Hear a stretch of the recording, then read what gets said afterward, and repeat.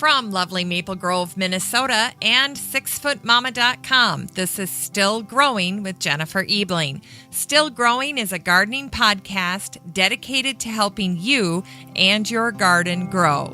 Hi there, everyone, and welcome to Still Growing, and thank you for listening. I'm your host, Jennifer Ebling. Today's show is a dream come true for me. Leslie Buck is on the show, and she's the author of Cutting Back, my apprenticeship in the Gardens of Kyoto. Cutting Back is Leslie's charming memoir of her time spent in the Gardens of Kyoto, Japan. Now, I read about Leslie and her memoir last year when she was featured in the Washington Post in an article by Adrian Higgins titled, "A Gardener Went to Japan to Polish Her Pruning Skills, and She Found Tough Love." I was so intrigued by this article that I featured Leslie's book in the shopping segment of the Garden News Roundup in an episode last year.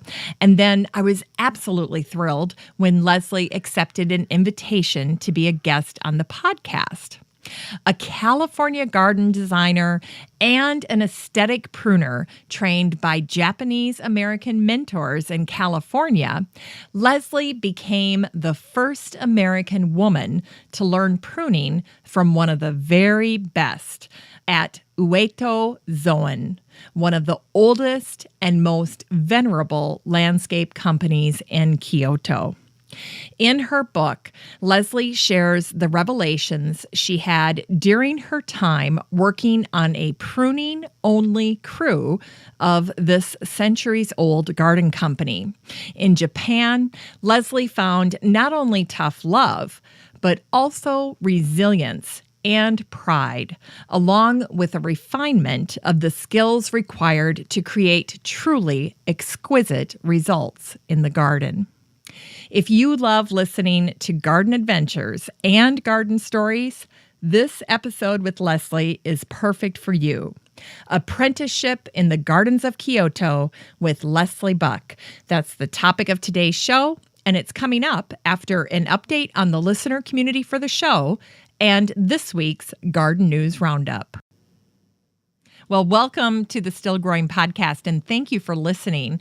You know, I always start the show out by saying that I hope you listen to a lot of different gardening podcasts, gardening audio, because it's such a great way to learn and grow as a gardener, especially this time of year. Someone posted in our listener community that there's only 40 days till spring, and so we're officially in countdown mode. I know the excitement's already starting. Seed catalogs are already dog-eared and orders are on their way if they haven't already arrived. Those seed trays are coming out and the grow lights, all the fun is just beginning. But while you're waiting for all of the action to get started, podcasts are great because you can get that gardening fix. You can increase your skills and your own gardening knowledge and hopefully translate that into a better gardening experience for you. You know, the listening tip that I have for you today came about by happenstance. I've been following Nikki Kyle Garden on Twitter. I love their posts. They shared something earlier this week or late last week, and it had to do with what to sow in February. I loved that post.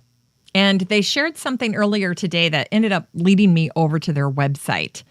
And that's how I found this lead on a new little audio series for you that's called Tunnel to Table. It's the From Tunnel to Table audio series that's on the Nikki Kyle Garden website.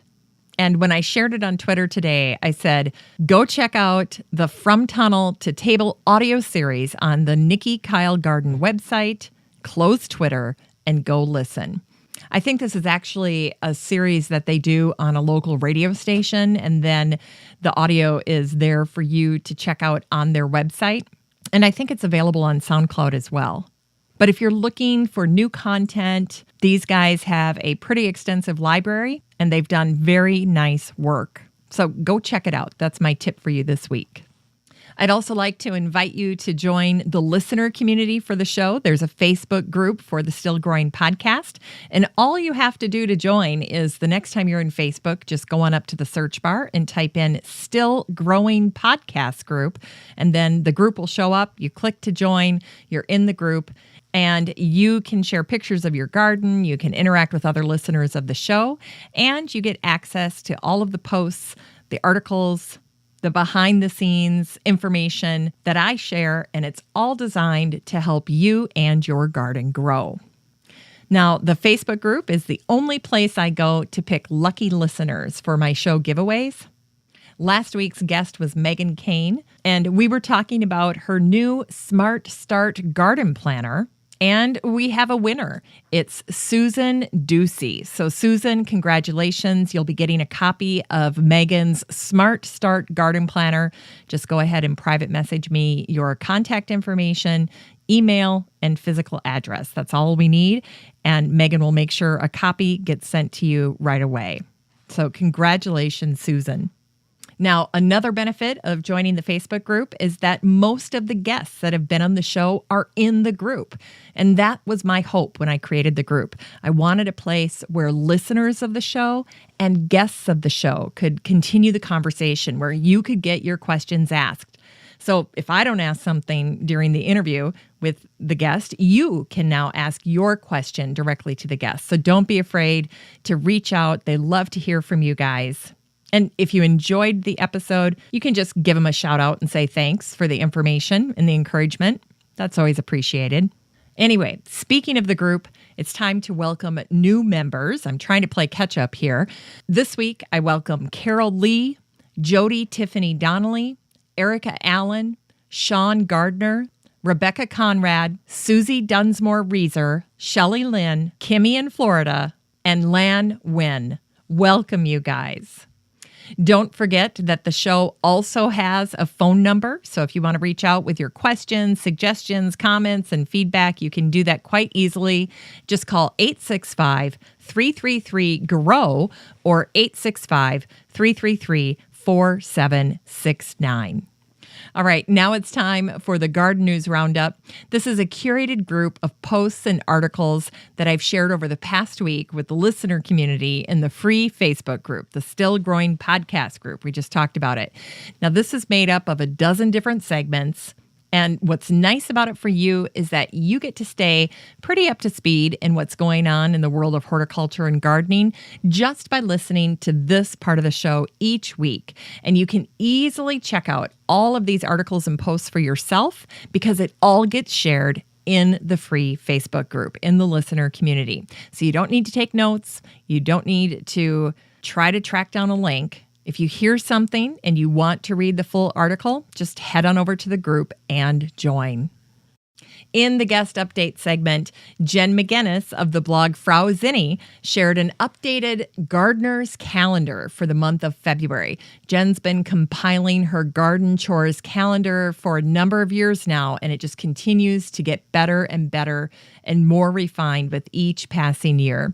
So go ahead and check that out if you're trying to get your list together of things you should be doing right now to get ready for your garden 2018. In sustainability, listener Kathy Martin-Oleg had shared a question in the Still Growing podcast group.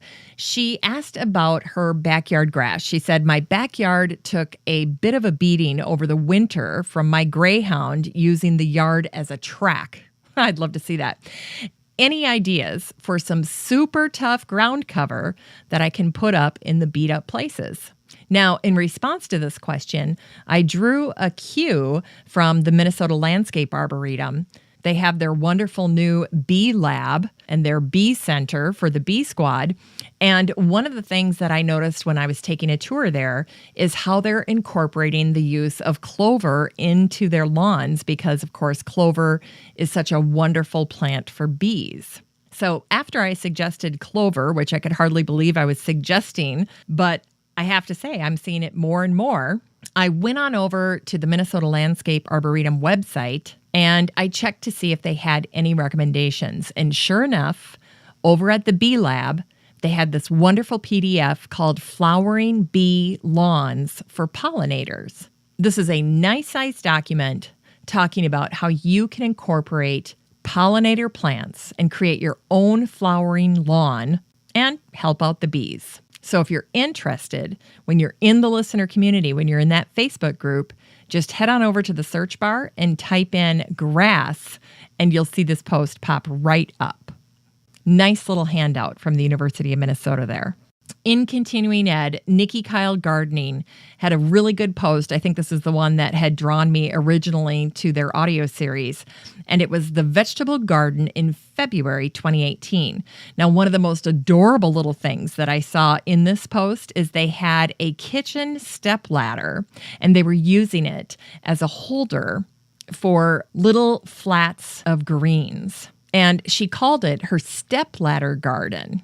And I'm telling you, this thing just completely stole my heart. I can't get it out of my mind. I want to try to find a cute little vintage stepladder now that I can do the same thing with. I just fell in love with it. But in general, I love the content here. And I really like to just kind of the tone of their advice. I like that this post with regard to February started out by talking about resilience, especially when it comes to being an organic gardener. So I think their whole philosophy is very positive and encouraging and very down to earth, and all of that appeals to me. So check them out, NikkiKyleGardening.com. Also in Continuing Ed, Modern Farmer had a great article about essential oils. They answer some basic questions. Then they also had some fun facts, such as, did you know it takes 4,000 pounds of rose petals to produce 1 pound of rose essential oil? So think about that the next time that you're getting some type of rose essential oil. That's a lot of rose petals. And then compare that to lavender flowers. You only need 150 lavender flowers to produce a pound of lavender oil. So if you have to choose between the lavender oil and the rose petal oil, and they're both the same price, you better believe I'm going to be grabbing that rose oil. I'm going to look at it a lot more appreciatively now that I know that little tidbit. Also in Continuing Ed, there was a post that I found, actually it was last March, and I've been meaning to share it ever since. But this was shared in theguardian.com, and it was, have a garden design dilemma? Here are 5 expert tips. So what I liked about this, and I think why I waited to share it, is because it's such a good beginning of the season article to read, especially for design. And February and March are such a great time to spend dreaming and designing and planning what you want to do in your garden. So here are some of the key questions that they answer. Where do I begin? Has my decking been overdone? What do I do if my plants prefer to grow in the path? My plants would be in that club. What if you don't have gardening space? What do you do if your garden is a car park? And then finally, what do you do if you have no soil at all, just paving? So this would be tips for container gardening. Anyway, lots of great tips in this article. Something great to read for this time of year when we're all thinking about planning and envisioning our 2018 gardens. In the How to DIY segment, here's another great post from Modern Farmer, and it's how to prune your fruit trees. Of course, this is the time of year when you want to get out there and prune your fruit trees. And of course, I'm saying this with a little bit of a chuckle because listener Patricia Chandler Newport over in Detroit just shared an image of her garden. She got another, I think, foot of snow. And I can relate. We have been there. We don't have that much snow in Minnesota right now. But I tell you what, it is tough sometimes when you live in a cold climate to get out there and prune trees when it's so cold and there's so much snow. But now is really the time to strike. Now, this article by modernfarmer.com walks you through it in 3 simple steps. And I'll give you the cliff notes on that, and then you can go back and read this article. Just type in fruit tree in the search bar. This will pop up. In any case, step 1 is cleanup. That's easy. Any of us can do that. You head out to the fruit tree, you take a look at it. If you've got a broken limb, something that looks dead, you've got something that's just damaged or diseased, chop that baby off, tidy that up. That's a quick win. Step 2 is thinning it out. I always think of my brother when I think of step 2 because my brother bought a house about a couple of years ago, and right in the front of the house, right in front of their dining room window, as a matter of fact, is this apple tree that's completely out of control. I don't think it was ever pruned. And every time I see this tree, every time I visit my brother, I say, thin that tree out. Go crazy on it. You can have a lot of fun thinning out your fruit trees, especially if they haven't been pruned before. You're going to have to stand back and kind of judge what branches you think need to go first. Some of them are obvious. They're pointed a strange direction, or they're going downward, or they're crossing each other. Those are quick wins. But thinning out those fruit trees is just part of the ownership, part of the joy of having a fruit tree. And then finally, the last step, they call it head back. I think of it as a haircut. All you're going to do here is give all of that new growth a haircut. You're going to give the tree an overall haircut. Look at that outermost growth. Take it down a bit. Imagine that the tree has a perm and you need to take it all back just a little bit, because then you'll get a shorter, thicker branch profile instead of long and gangly. So yay, there you go, your 3 steps. All right, also in the how-to DIY segment, there was an article by finegardening.com. This is a favorite of mine. It's all about forcing branches. So your amaryllis is probably blooming. Maybe it's on its last legs, maybe not. But if you're looking for that pop of color and you don't have a lot of spring bulbs yet, or those grow baskets that you can buy at the grocery store, at the nursery, you can go out into your yard and you can grab a cutting of magnolia or a cutting of forsythia and bring that in and force those branches and just be awash in beautiful color and bloom. Now, that's something that gets me really excited in spring. Okay, last but not least in the How to DIY segment is a post from That Bloomin' Garden. I love the name of that blog. It's by Kristen Crouch. And Kristen did a great job of creating this very nice blog post for first-timers, and it's called Starting Your Seeds for the First Time. This is a great post. Very comprehensive, very reassuring, and just like with NikkiKyleGarden.com, Kristen's tone and information is on point. So check that out. It's called thatbloomingarden.com, and bloomin' is BLOOMIN. They just took the G off there, and it's just so stinking cute. Or I should say so stinking cute. Anyway, check out that blog by Kristen. You can start as one of your favorites. She's got lots of information there. Okay, in the plant spotlight this week, the Chicago Botanic Garden wrote a very nice post about conifers and how they light up the winter garden. Now, this post is a couple of years old, but conifers are conifers. They don't change from year to year. And the pictures that they took about how the conifers really lighten the winter landscape is such a great concept to tuck away, especially if you're looking out on your winter landscape and feeling that it's a little drab, a little meh. So check that out, draw some inspiration, and maybe when the ground thaws, it's time to plant a few conifers in your garden this year. That might be very inspiring for you. In the news this week, the Yale 360 website shared a very interesting article, and it was about Napa Valley. Apparently, people are at odds about the land there. The vineyards, of course, want to expand, but conservationists are concerned about conserving the hills, conserving that land, and not turning everything into a vineyard. This was an article written by Alistair Bland. I was not aware of this issue, and it reminds me a little bit of trying to choose your favorite child. It's an impossible thing. Of course, we'd love to have more vineyard. I'd love to have a vineyard. I can see where vineyards would want to expand. And at the same time, you only have so much land, and those hills are precious too. So read up on that. That was a great article. Also in the news, the National Geographic posted kind of a salaciously titled headline.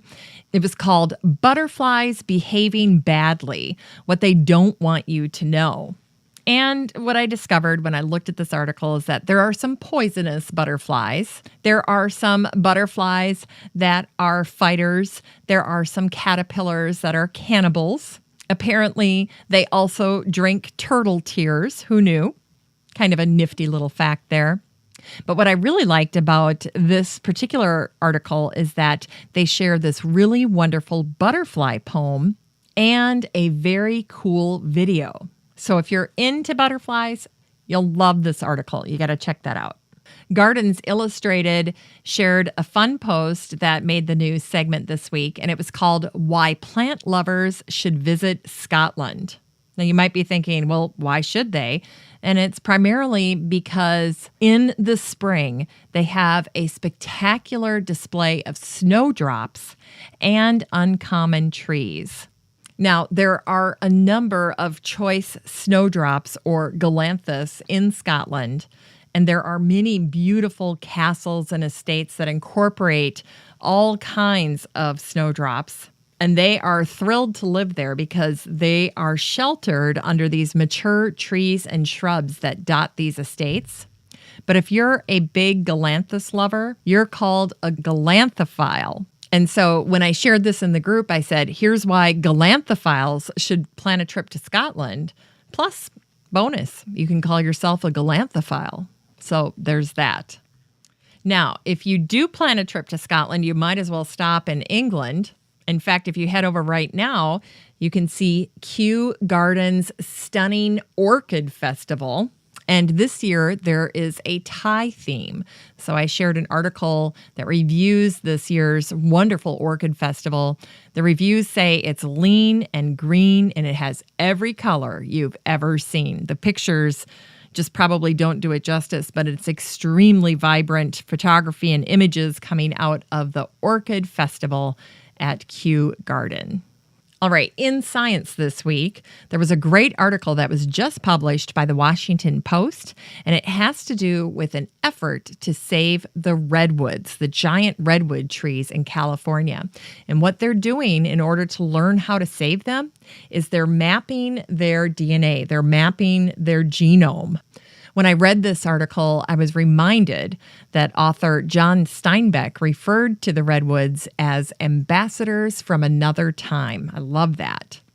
And I also thought it was very interesting to learn that they have a very complicated genome to map.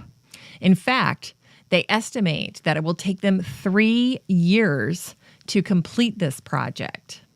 And when they're finally done, when they've wrapped up the entire thing, they'll have a big enough sample size to determine the trees that have the characteristics necessary in order to withstand moisture or drought, crazy temperature swings in the environment, basically just to withstand harsh conditions, whatever nature can throw at it.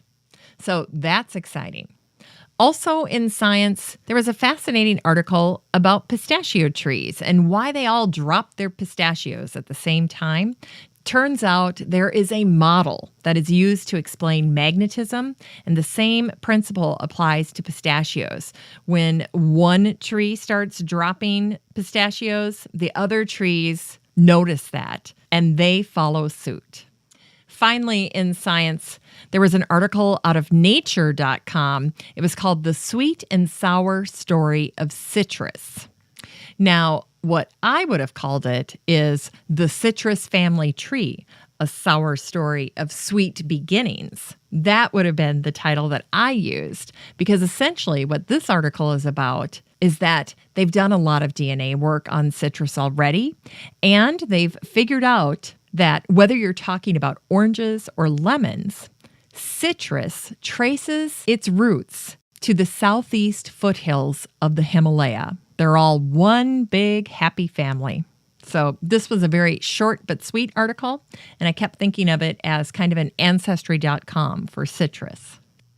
All right, before I get into the shopping segment for this week, a little backstory here. John came down with the flu, my youngest, right before the Super Bowl last Sunday, and we have spent the entire week sequestered in the basement to keep all the other kids away from him and hopefully tried to get this thing under control.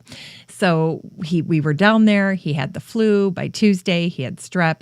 It's been kind of a long week. So with that said, let's talk about shopping.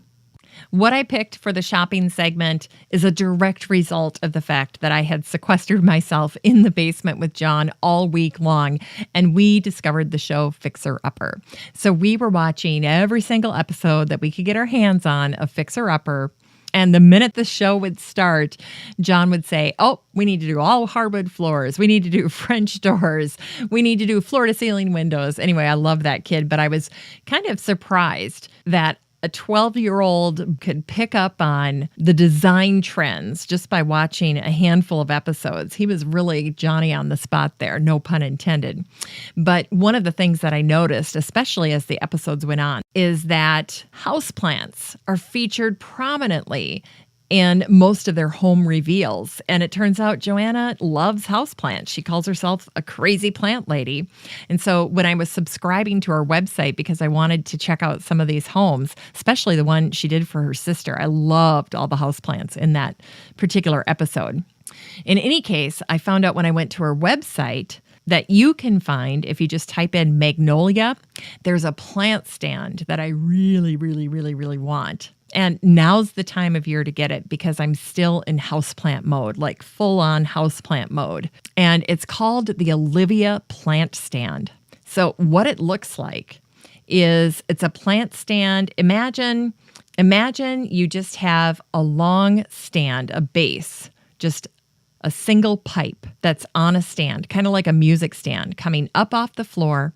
And then you just have a simple circle. And at the top of the circle is a hook.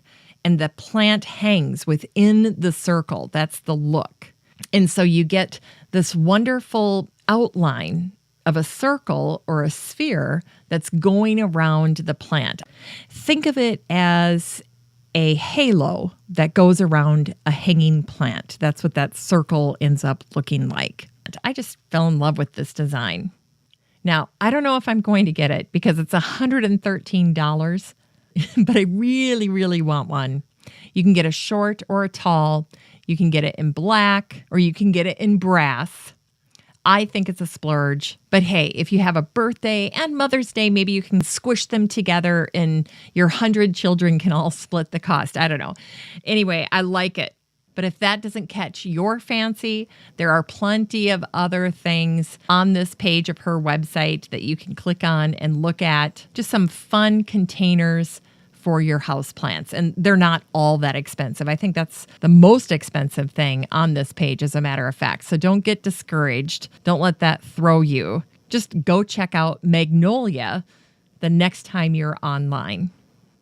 All right. In inspiration this week, Birds and Blooms shared a fun video, actually 5 videos. There are 5 hummingbird videos in this one post that they shared, and they're very incredible. So they've got hummingbirds in slow motion. They've got hummingbirds with their teeny tiny little nests. My parents got to see a hummingbird nest on their property last year, right in their front tree. They could watch it from their bay window. Such a fun experience for them. But these 5 videos were very, very sweet. Check those out. Okay, finally, in the quotable segment this week, I chose some quotes that have to do with pruning. The first is from Viscountess Wolseley, Gardens, Their Form and Design, 1919. Each tree should have the same cared-for appearance that a well-groomed horse presents in the satin shine of his coat. Sounds like something a viscountess would say. Here's a quote from Mirabelle Osler in The Eye of the Garden, 1993. With cerebral application, the French amputate their plants to the bare bones, born with the automation set to prune. This one's from Anne Lovejoy from Gardening from Scratch, 1998. It's easy to be cavalier about clearing when chainsaw fever strikes, but oops won't replace a tree mistakenly felled in haste. This one's a good one. It's from Richardson Wright, Another Gardener's Bed Book, 1933. Lest you wish you never married him, refrain from speaking to a husband when he is in the midst of pruning a climbing rose. An hour among the thorns gives even the meekest man a thirst for blood. It boils his wrath up near the surface. The canny wife, finding him in this disposition, will set a long, cool drink nearby and go away quickly. I'm cracking myself up here. Here's a good one from William Robinson, a garden designer who lived from 1838 to 1935. Nothing is more miserable for the gardener or uglier in the landscape than a garden laid out with clipped yews. Without naming the most grotesque examples of the mutilation in England, it is clear that much beauty is lost in our gardens by the stupid and ignorant practice of cutting trees into unnatural shapes.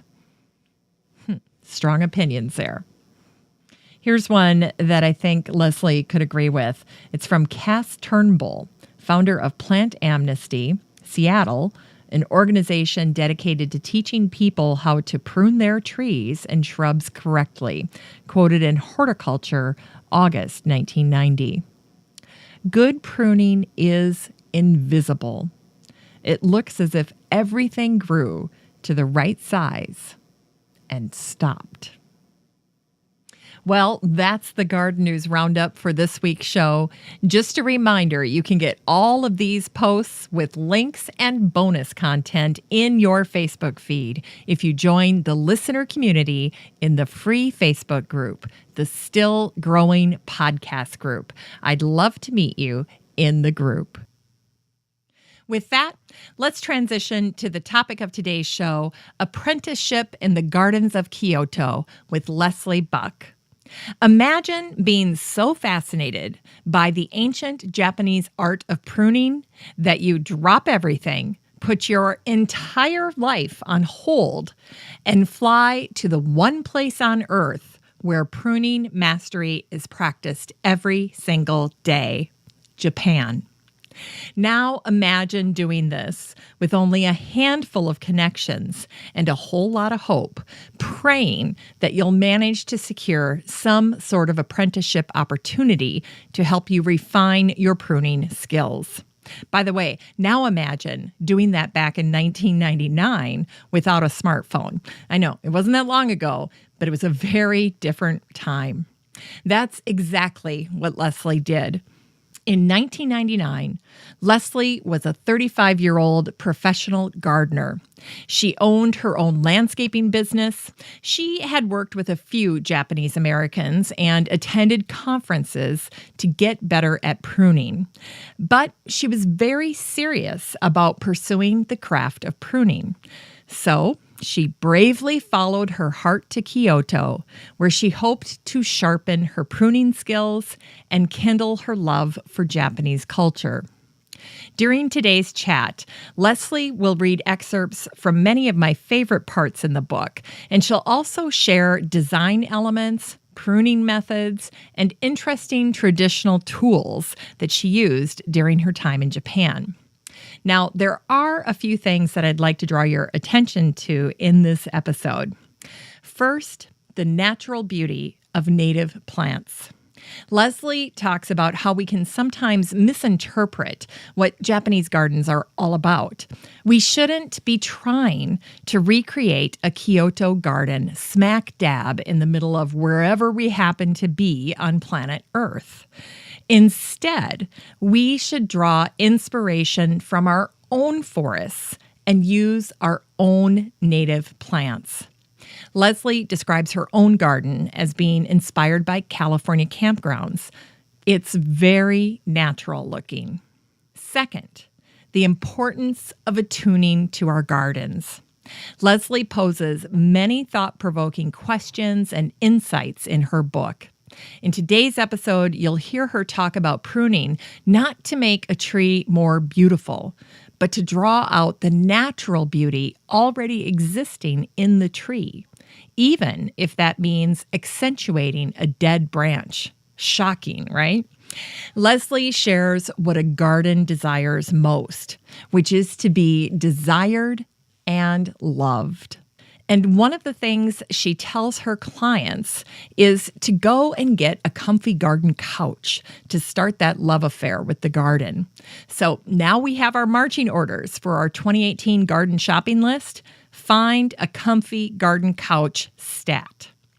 Finally, attention to detail.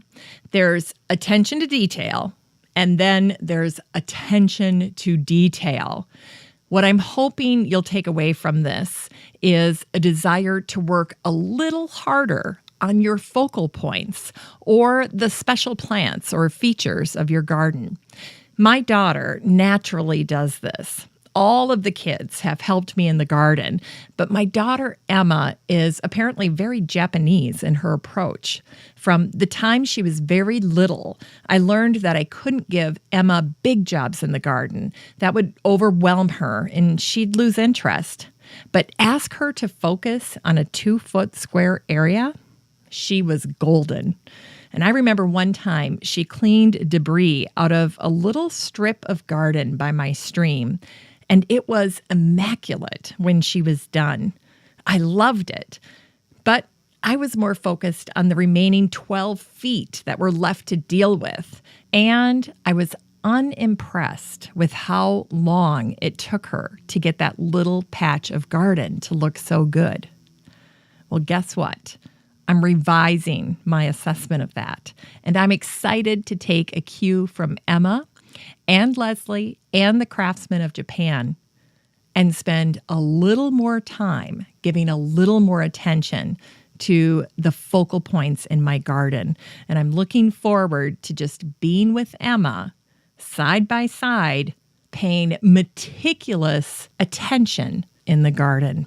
So those are the 3 main points I'd like you to pay attention to in this episode: the natural beauty of native plants, the importance of attuning to our gardens, and attention to detail. There's a point in the interview where Leslie and I talk about how to make a garden shine. Leslie says, a garden, it has to be loved. As a pruner, I know how to look at a plant and say, here are the problems. But sometimes I have to step back and say, hey, what's beautiful about this? That's why I step back and remind myself from time to time, I have to praise my garden. I really liked that. In fact, I especially enjoyed listening to the way Leslie talks about gardens, because that's where she shines. It's time to take a little trip back to Japan, courtesy of Leslie Buck and her memoir, Cutting Back, My Apprenticeship in the Gardens of Kyoto.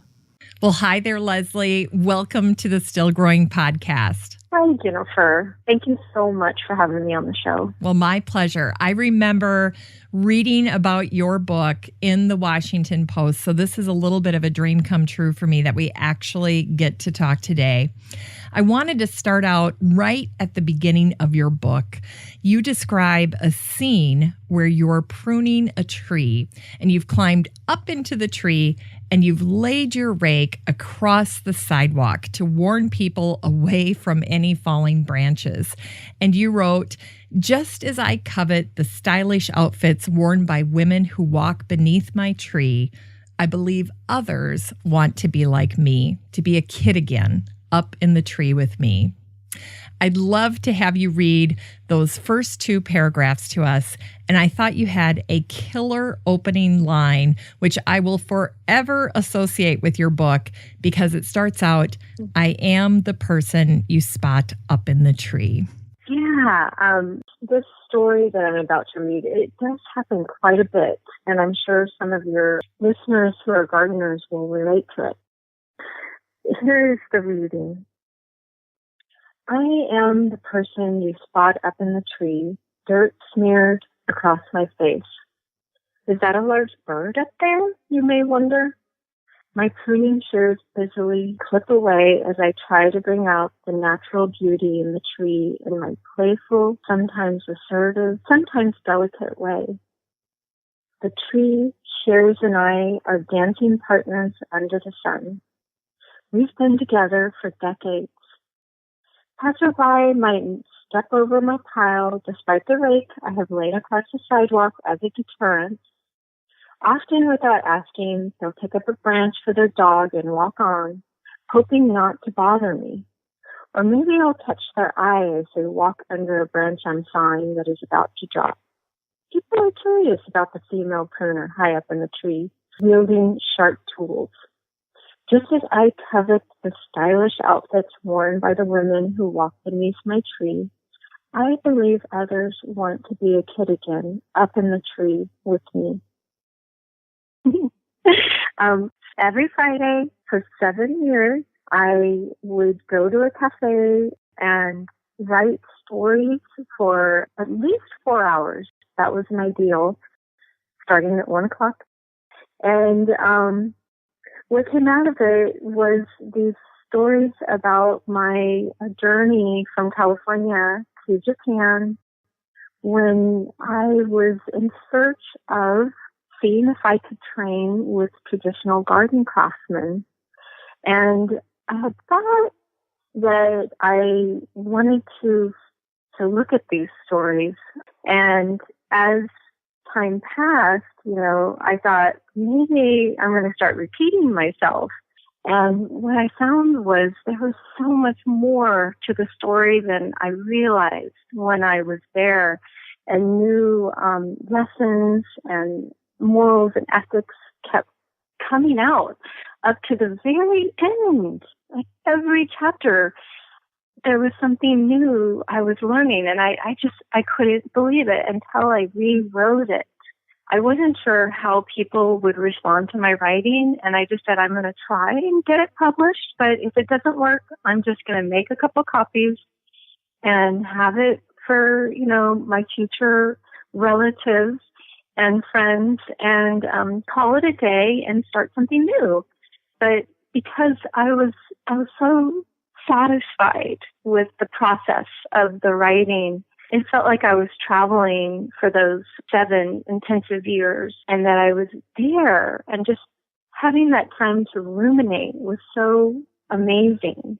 So I just always, try and encourage people, keep small journals, or even Facebook might be a good way for us to remember what's happening in our lives, and just take that time to ruminate, to think about our past. It's quite lovely. And then at a certain point, people said, well, the stories are good, but it's not quite told well enough because, I'm not a natural writer. I'm a gardener.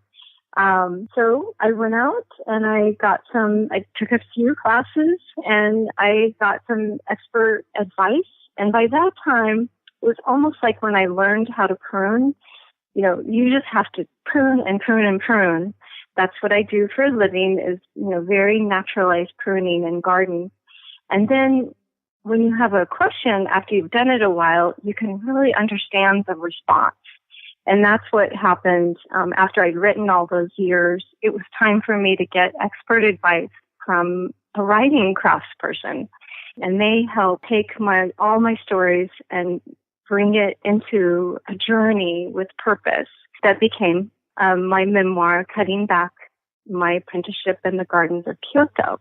So the story was really like my process. It was a process of cutting back.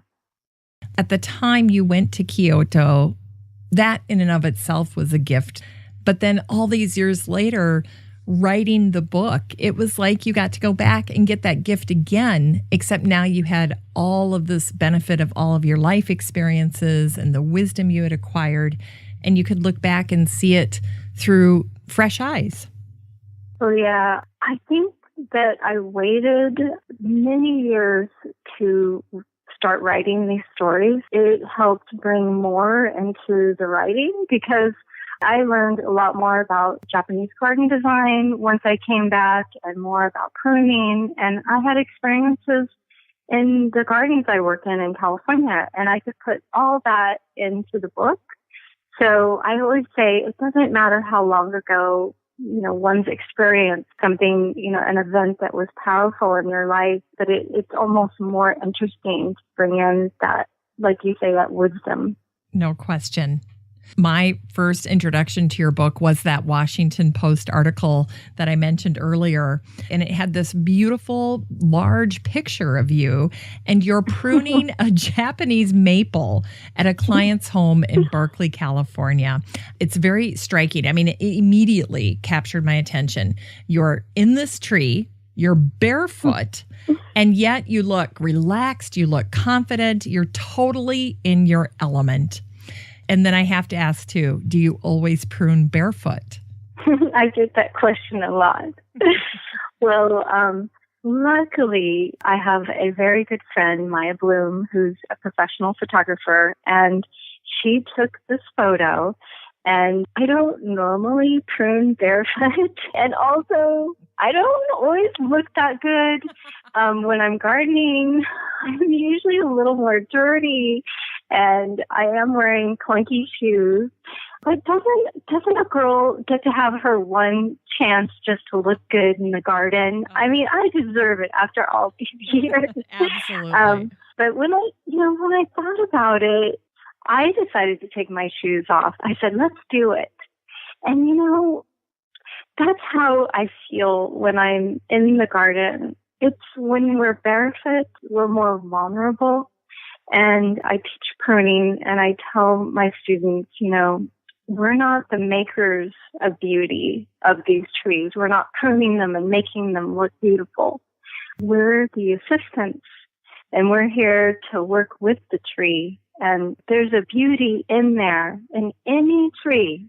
Sometimes it's just been so poorly pruned. It's, as my mentor would say, the big ugly to the little ugly is all you can do. But mostly, even, the most rough-looking tree, when you work on it and you tend it, this beauty comes out. So that's what I do, is I'm the assistant. I encourage this natural beauty to reveal itself over the years, over time, like raising a child, but gently.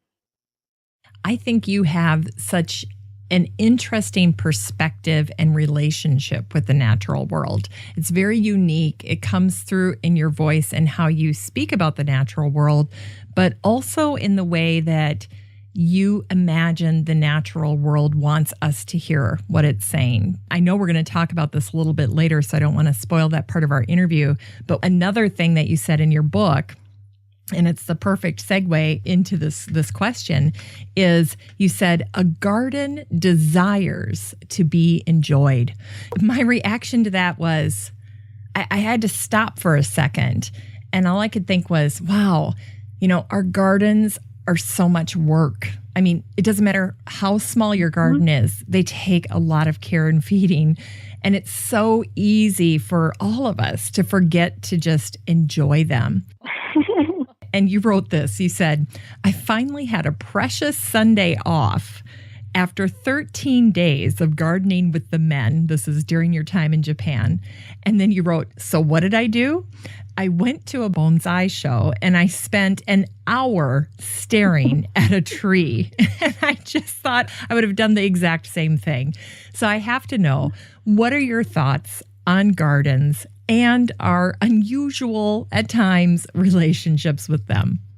I know. Isn't it true that garden geeks, as I like to call it, like we almost can't help ourselves. We get a day off and our friends like, let's take a hike. But I encourage my clients a lot to relax in their gardens, because I come and they're like, this is going on and that's going on, and what are we going to do about this? And I can tell they have a sort of frantic relationship with their gardens, or I sense that. So I encourage them to particularly get these nice outdoor furniture. There is something about the outdoor couch it's just, you sit in it, it's so comfortable, and you just relax. I've met landscapers in Japan that said, one of their primary goals is that the clients love their garden. They say, it can't just be good. They're like, we're always redoing gardens that have been built by, famous designers because the clients don't love the garden. The garden, it has to be loved. I can either go in a garden and I can solve this problem and I can solve that. As a pruner, I know how to look at a plant and say, here are the problems and here's where I think there's beauty and in the long run. Or sometimes I have to step back and I have to say, hey, what's beautiful about this? And, you can imagine, like, if we're raising a child and we're always like, you're doing this wrong and that wrong and that wrong. And we never say, hey, this is where you really shine. And I want to tell you that.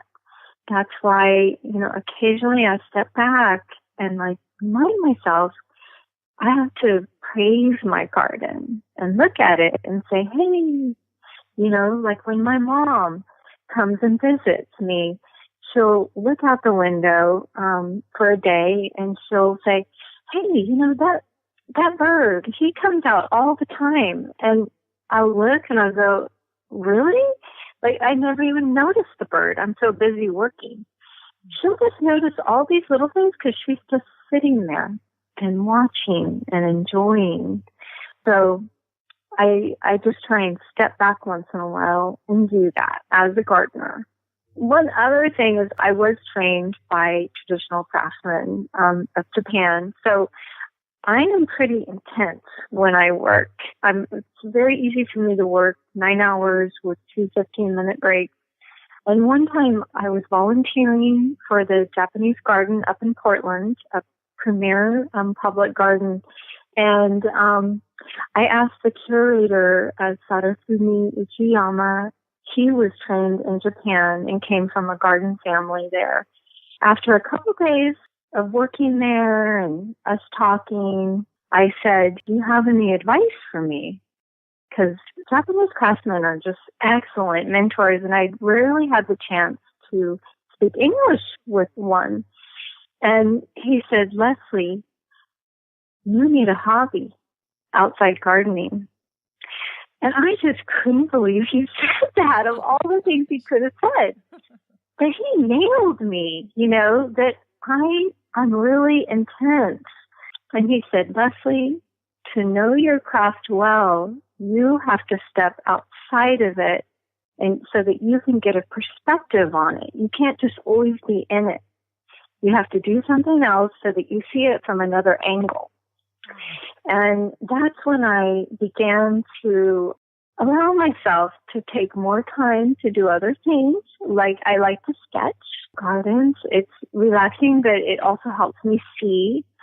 And also I finally, after years of searching for a hobby, I discovered sailing.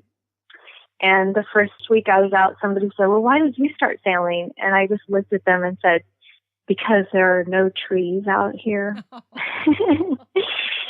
But sailors are so similar to gardeners. They love weather.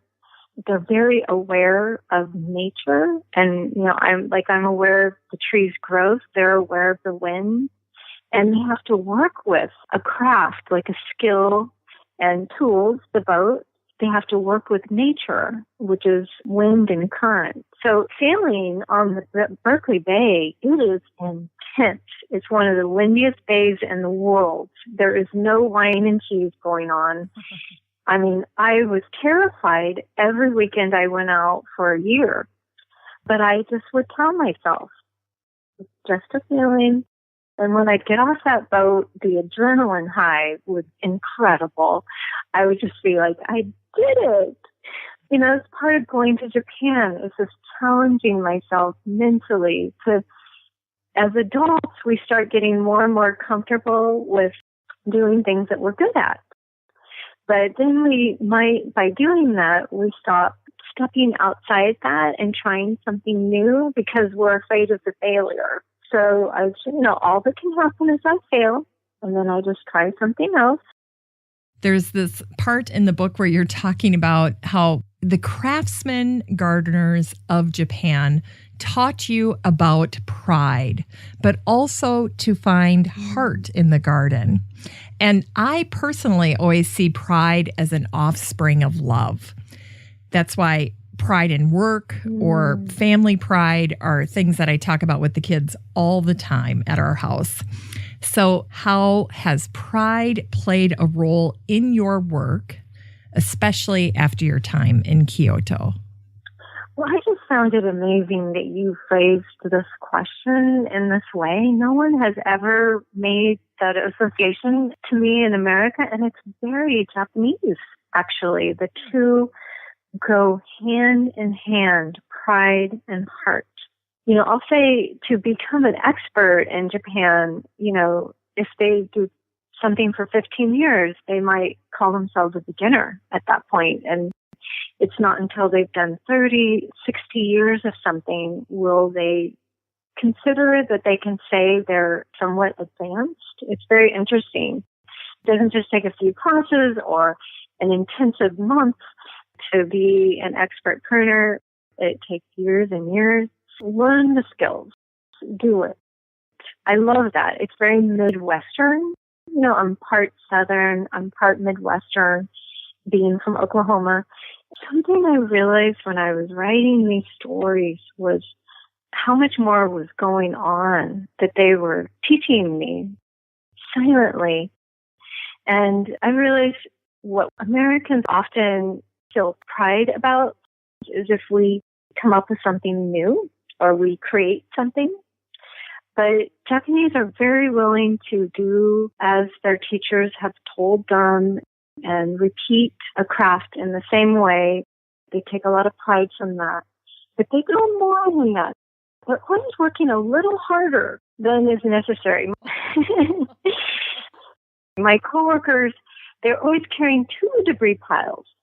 They were working per a set salary. So the fact that they ran all the time in between jobs, I couldn't understand it for the longest time.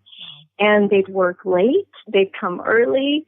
They just would always do a little more. And I realized, oh, this is what makes them feel good. It's just they sacrifice every day. It was very subtle, but I noticed it in almost all the people I saw in Japan. Even, you know, if we went to a gas station and filled up on gas, the person at the gas station would wipe our windows and he would just make such effort and work really fast and efficient.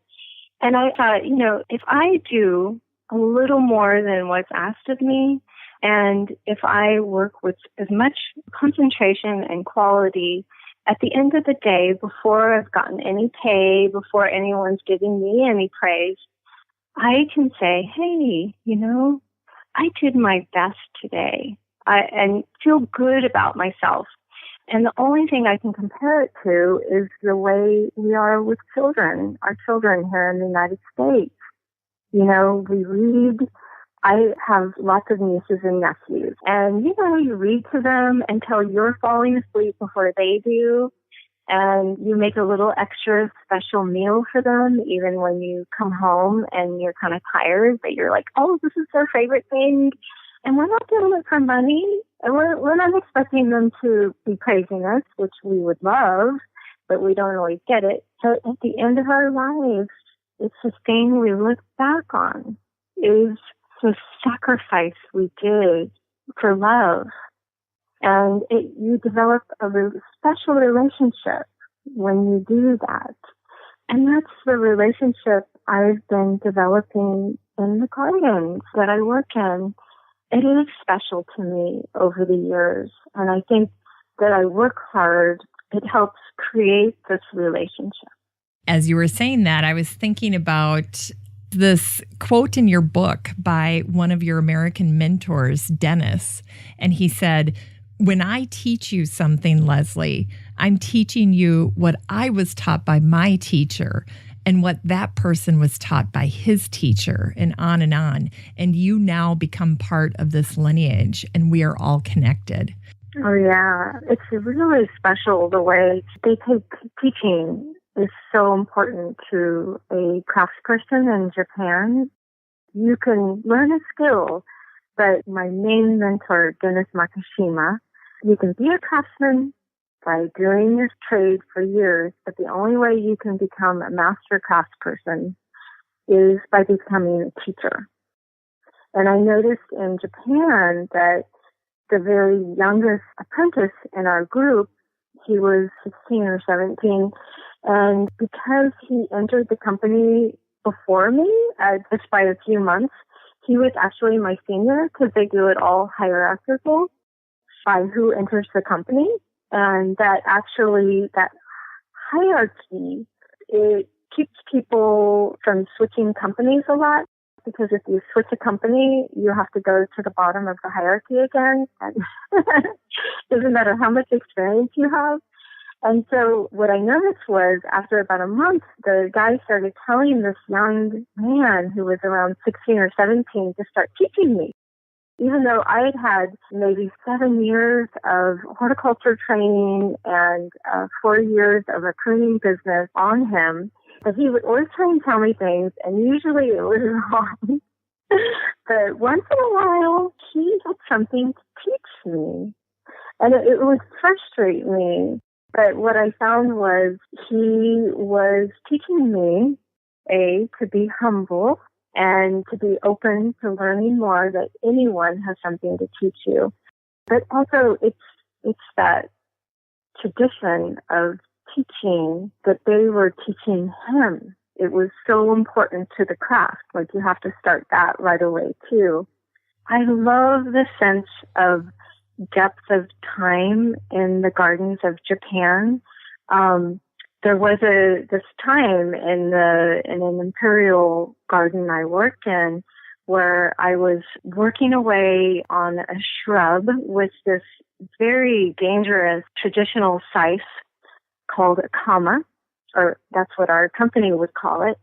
And it was almost like a baseball bat with a sharp blade on the end that we would sharpen about every half hour. So it was sharp. And we'd swing it as if you're swinging a baseball bat from left to right. And when you got it going fast enough, it would shear the shrub that way. And I was just terrible at this. I mean, the guys, they could do the area of a backyard in an hour. They were so fast. And me, I would just like work on one spot and I would make these craters, or I wouldn't swing fast enough. I was never really good at baseball, and it would just like kind of brush the leaf. I couldn't believe how fast you had to swing that thing to get it to work. And this man came up to me in a business suit and told me to hand him this extremely dangerous tool. I couldn't figure out who he was, but I just felt I had to do it. And he taught me a different swing, which worked. Just never said a word. Just showed it to me, gave me the tool back, and walked off. And I couldn't figure out what had just happened. But later, one of my coworkers, I happened to be sitting with him, and I said, I saw this guy in the business suit. And I said, who is that? And he said, that's the head gardener of Shugakuen, the imperial estate that we're working in. And it took my breath away that he had decided to give me a lesson. When one teacher teaches you something, you join this powerful lineage like a family, and it goes back in the depth of time, just like the gardens I work in. That, the garden I was working in that day was over 350 years right now. It was created and worked on year after year. So it's this beautiful depth of time. And imagine something that's been touched every year for hundreds of years. It just has a certain feeling that the newest, sweetest design can't have. So I learned a valuable lesson that day. You were born in the heart of the Midwest. You're a daughter of the great state of Oklahoma. And there's a lovely flashback in your book. It's in a chapter that's called A Seed Sprouts in Tokyo Gardens. And it's kind of the origin of how do you come to be interested in Japan or all things Japanese. And this chapter really explains it. So read the introduction to this story. It's on page 17. And then tell us about this experience. Okay, this is the chapter, A Seed Sprouts in Tokyo Gardens. Here's the reading. The living room of my childhood home looked out onto another sort of natural woodland landscape where I climbed native persimmon trees filled with tiny fruits and buried deceased birds reverently, placing twig crosses and spring daffodils on their graves. Cardinals darted overhead as my sister and I climbed up a southern magnolia to get up onto our roof and look out over the expansive view of trees and houses beyond. Those early adventures inside an oak-forested enclave smack in the middle of Oklahoma City would eventually grow into my Kyoto garden journey. I moved away from the small forest when my parents separated. During the height of the feminist movement, my mom wanted to pursue her dreams. In this new arrangement, we saw our father every other weekend. My dad must have fretted over how his two youngest would react to his absence from our everyday family life. In truth, we loved our new situation. Instead of seeing our busy father just at dinner time, we got to spend whole weekends with him, getting him all to ourselves. I believe it was a mix of my dad's worry over the effects of the divorce and his love of traveling that inspired him to take us to a most unusual restaurant in Oklahoma City, Tokyo Gardens. Yeah, this restaurant was so special to my memories of my childhood. And my sister found a postcard of it recently. It looked exactly like I remembered. I think it was a Japanese family that came to Oklahoma City and decided to open a restaurant, because when I traveled in Japan, that was the only place I would find restaurants that looked like this restaurant. It had a whole room of the straw mats, which are called tatami. One room had tables you could sit at, but the main room had those low tables where you would sit on cushions. They served incredible Japanese food that I only have tasted in Japan and a few restaurants out here. And also during our meals, music would start up, and then the waitresses would be dressed in kimono and they would do dances up and down the aisles for us.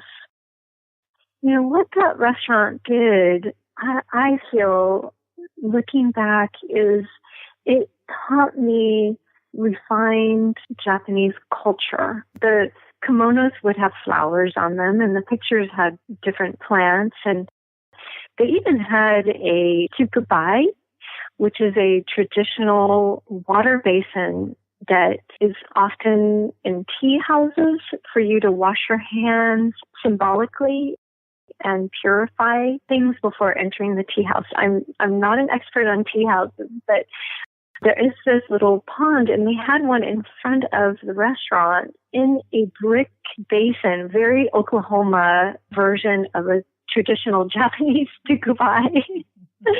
And, you know, as kids, we'd get to go in, and we even got to take our shoes off. It was so sweet that I got to do this. You know, when I went to Japan, there was a certain familiarity there. It wasn't completely foreign to me because of this restaurant that my dad used to take us to. And so I think sometimes these things, you know, that parents do with their children, it can affect them later. Like, I bring my dad with me wherever I go. No question. Later in your book, you wrote about how your dad when he was in the hospital after a round of chemo, he yelled out to the nurse, my daughter, Leslie, has worked at the Emperor's Garden in Japan. I just thought when I read that, first of all, how touching. But second of all, that even though your experience over there was so challenging, so demanding, I wondered if you knew or realized at the time how people back home felt about it, because your dad was obviously so proud of you. People had to be so proud of what you were doing and rooting for you. Yeah, I had no idea. 'Cause, there wasn't much internet back then. The person I was staying with had like this old computer. I may be gone on it once a month. So I wasn't talking to any friends back home when I was there. It was a challenging experience. And I've heard that from anybody who trains in Japan. And also, Japanese do hold their emotions inside. And, I was raised in Oklahoma. I'm a person, people always say, I wear my emotions on my sleeve. So it was a little hard for me to keep everything inside. I did meet some American friends there, thank goodness. And they would set things up for me on Sundays. Several of these women had done fine art apprenticeships, and one was translating Japanese books into English. And they knew what I was going through. So sometimes they would offer me advice, and they'd often arrange my social activities for Sunday because they knew I didn't have time working 6 days a week, 10 to 12 hours a day. I kid you not. And sometimes 7 days a week, which means I didn't get another day off till the following week, and I needed my weekend off. And I can't remember if I mentioned this in the book, but one time I was getting a ride home from one of the workers in my company. And they're casually talking, and, the Japanese often save like the most important thing for last. So I was barely paying attention. I was just wanting to get home. And he goes, have you ever thought of studying Japanese, like on your Sunday off? And I was just like, I said, no. That was not going to happen. So I guess it was a little difficult for them that I did not speak good Japanese. I mean, I tried. I don't learn languages well. And I studied it for 2 years before going. You have to know some Japanese in order to get around. I appreciate how they always want to push themselves a little further, but sometimes, as an American, I needed my break. I had to chuckle when you shared how you managed to stifle your natural exuberance and responses. But also there's this adorable paragraph where you share what it was like to have to constantly curb your enthusiasm. Let's have you read that paragraph to us.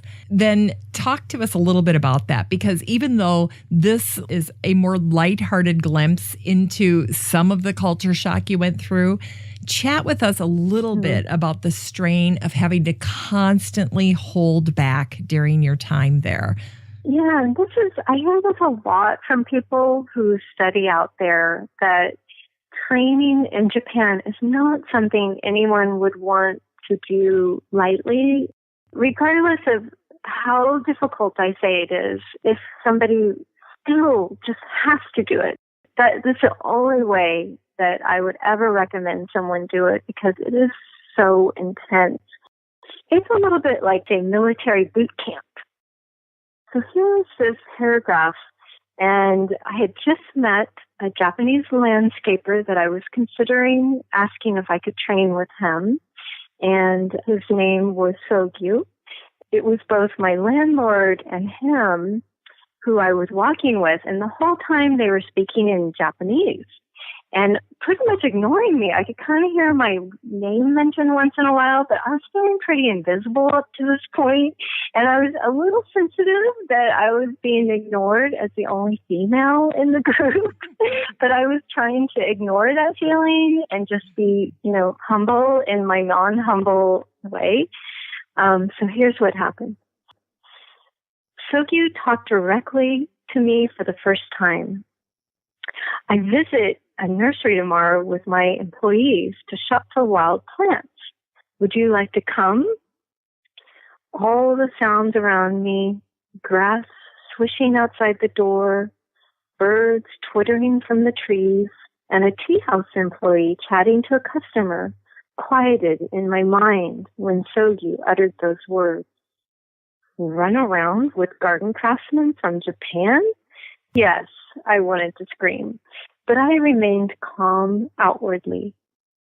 I had been warned to keep my excitable emotions in check in Japan. That would be nice, I said, trying to maintain a Prince Charles sort of smile, kind yet detached. I am rather excitable and chatty with my friends. And I was told in Japan that if you're really emotional, that they consider that immature. And one thing I learned that was very important when traveling is when we look confused and we furrow our brows, that means anger in Japan. Oh. So it's, when you're asking a question, I always keep my face very passive when I'm in Japan and keep a really gentle smile. And I would try and do that with the men because then people they're so sweet. They will help you so graciously. And if you can do subtleness with what we say and how we look, senpai, the senior coworkers, they are trained. They're supposed to correct you. They're supposed to teach you things all the time. So you have to take it. So I kind of took it, but I did fight back a little bit. And we talked about how at the end of my apprenticeship, I was talking to my coworker, because he had said, next time you come to Japan, you should read up on Japanese culture. And I was like, hey, I read 2 culture books before I came. And I said, you have no idea how much I wanted to say. And I stayed silent, while we were working. And he said, oh, we knew what you were thinking. And I was like, what? How? And he goes, we could see it on your expressions.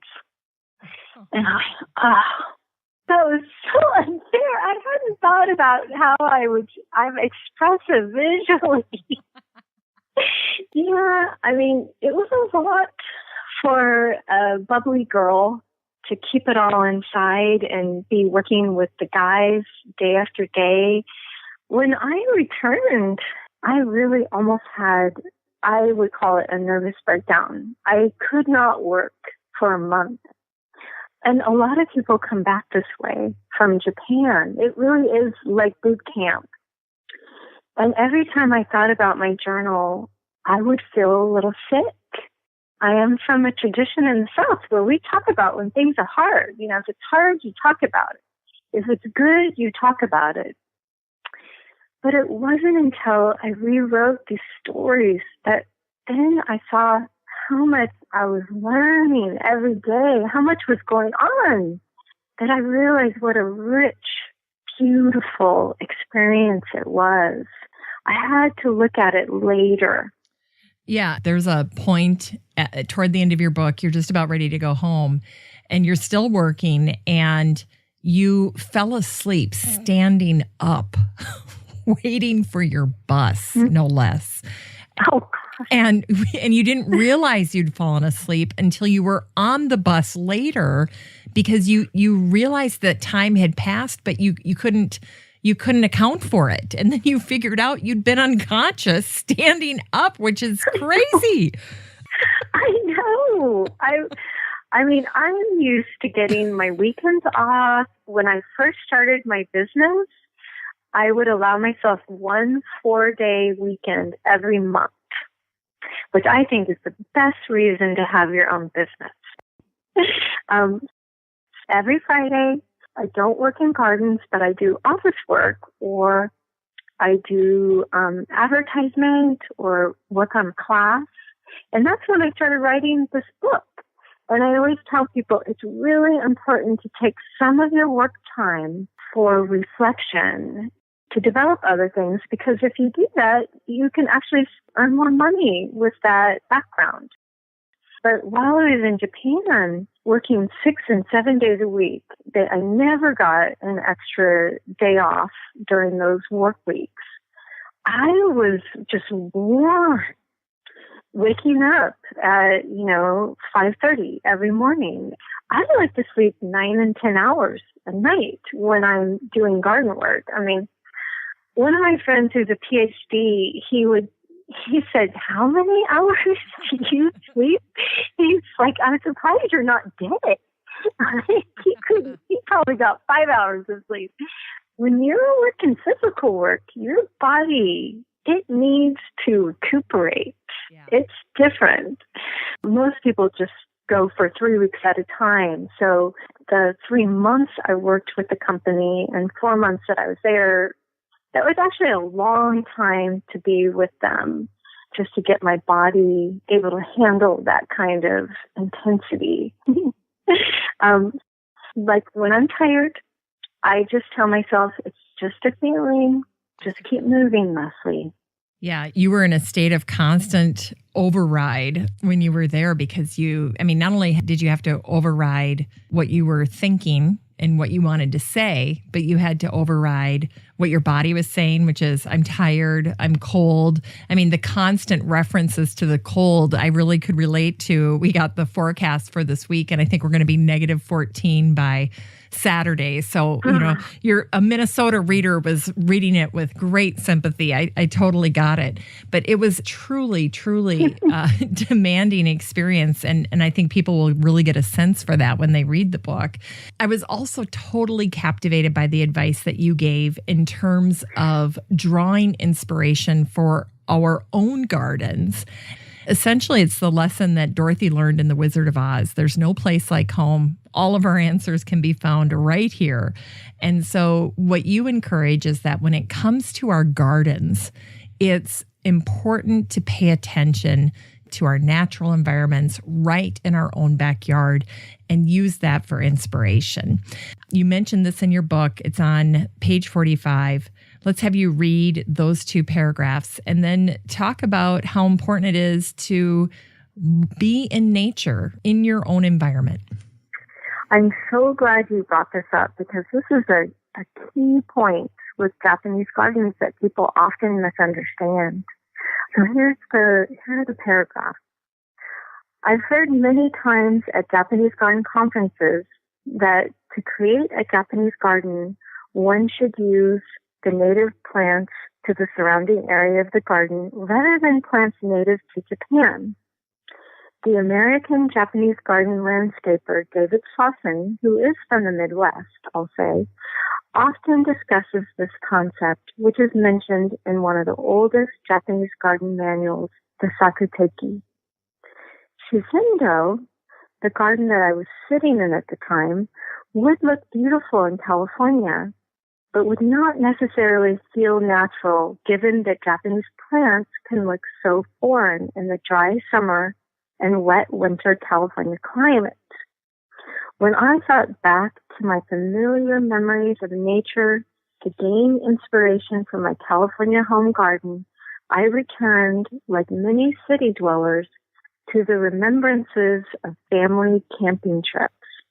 A landscaper in Japan once told me, "Leslie, do not imitate our forests in Kyoto. Imitate your own forest." Landscapers throughout Japan make this mistake and copy the forests of Kyoto instead of the local forests surrounding their own area. Now, I think this a lot from landscapers in Japan, and I continue to hear it. They say, Japanese gardens, they're trying to bring the essence of nature to the garden, whereas Western gardens are much more design focused, where you have patterns and flowers and colors put together in different ways. Japanese gardens are just gardens that look like nature.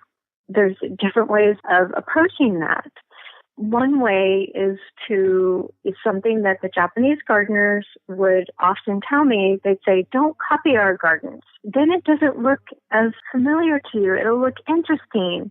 And, you know, when we're taking these walks in the forest, it often is a place when we're walking in nature that we have time to think, or we have time to talk to a friend and have a deep conversation. Maybe it's time to pray or to think about goals or just relax. That's what these gardens are meant to do for us. So if they look too interesting and they have all sorts of weird miniaturized and sheared forms that are drawing our attention, that's not successful. And just like in America, there are many baseball players, and some are better than others. In Japan, the same thing. There are many landscapers, and some are more successful than others, and people have different opinions on that. But they are trying to have the gardens look as natural as possible. So actually, this idea that the gardens are sheared and miniaturized is poorly pruned Japanese gardens. It was, people are attempting to do what they think is right with all their heart, and I appreciate that. But what the craftsmen in Japan feel are the best gardens are the ones that you walk into, and a lot of Americans think are actually just little pieces of forest left behind in the city. Like, they don't even realize they're pruned. That's how natural they can be. And maybe a tree, a maple there normally grows 40 feet, and maybe they're keeping it 20 feet. So they are pruning it, and they're pruning everything in the garden, but it doesn't look that way to the natural eye. So they say, look at nature that is surrounding you for inspiration, because that's going to be the nature that relaxes you. And, I take it a step further, because I can tell when I'm using native plants in my garden, they just have a more relaxed look because they're meant to be there. I'm not having to pump them full of water all summer, and I'm not having to use a lot of pesticides to keep them alive. It saves money to use natives, but more they have a certain look that they belong there. And I love natives because even, as I was talking to you, I'm looking at my garden right now, which is made to look like a campground on the edge of the forest. And I have a toyon-bearing tree that is vibrant in winter. So as a natural garden, I'm allowed to have color in my garden, but it should be a color that denotes a season. So I have this toyon that has these red berries, and a little bird came and ate some of the berries, which was just incredible. Someone told me, "Oh no, you got rid of all your vegetable bed." And I said, "Oh no, I still have a vegetable garden. It's just a vegetable garden for wildlife and birds." Because, I'm like, I can go to the grocery store, but the birds can't. And I'll admit, I still have vegetable gardens in my driveway in big boxes. I love fresh vegetables. But native plants, attract insects. And as we all know, beneficial insects that protect our vegetable gardens. Vegetable gardens don't look that good in winter. So maybe when you have that view out a very focused window from inside the house that you're in all winter, maybe that's the place to put a little natural scene that strikes up, what are the most beautiful aspects of winter in your area. Maybe it's a deciduous tree and a rock, and some kind of grass or plant that's lost its leaves or is losing its leaves that you can just look at and see the seasons go by over the years. That's what I like about Japanese gardens, which I call natural gardens. They, rather than show off flowers, they show off seasons. Fall and winter are actually extraordinarily beautiful seasons that we often underplay in our gardens, and they give so much for us. That's a great perspective. I haven't heard it talked about that way before, showing off seasons. I do, yeah. I do have this poem that I wrote about California in fall and winter and aging. It's called I Prefer California Fall. Spring drives me insane compared to the fall, yellow California dogbane. Is that a reddish-orange elderberry? Why, no, an ash, said my friend Carla expertly. I'll take the brown September spirea any day rather than the bread of rose wedding bouquet. Check out that stunning neon September lichen on the log. Who'd ever notice it in a spring fog? Goodbye, snaggletooth redwood, once the grandest tree around. The wind searches for you still, a soft crying sound. And I like that part about my friend Carla, because when we go on hikes, we try and one-up each other on our horticultural knowledge, but she always knows more than me. I'll be like, oh, that's such and such. And she'll be like, no, that's a such and such. And I'll look it up and, yeah, you're right. I'm very strong, but memorizing names, I'm not as good at that. And this is a point I bring up in my book that, I'm a slow learner and I don't learn languages well, but I don't let my weaknesses stop me from trying my dreams. And going to Japan was definitely the dream that very few I'd ever met had done. People had warned me. I knew it was going to be a tremendous struggle. I'd lived in France before, a year abroad in college, and it was tough. And hey, I'd moved from Oklahoma to California. I know what it's like to change culture and how it can be hard. But I don't let my anxieties, my fears stop me. If I feel I have to do something, I just move forward and take that step and just see how it goes.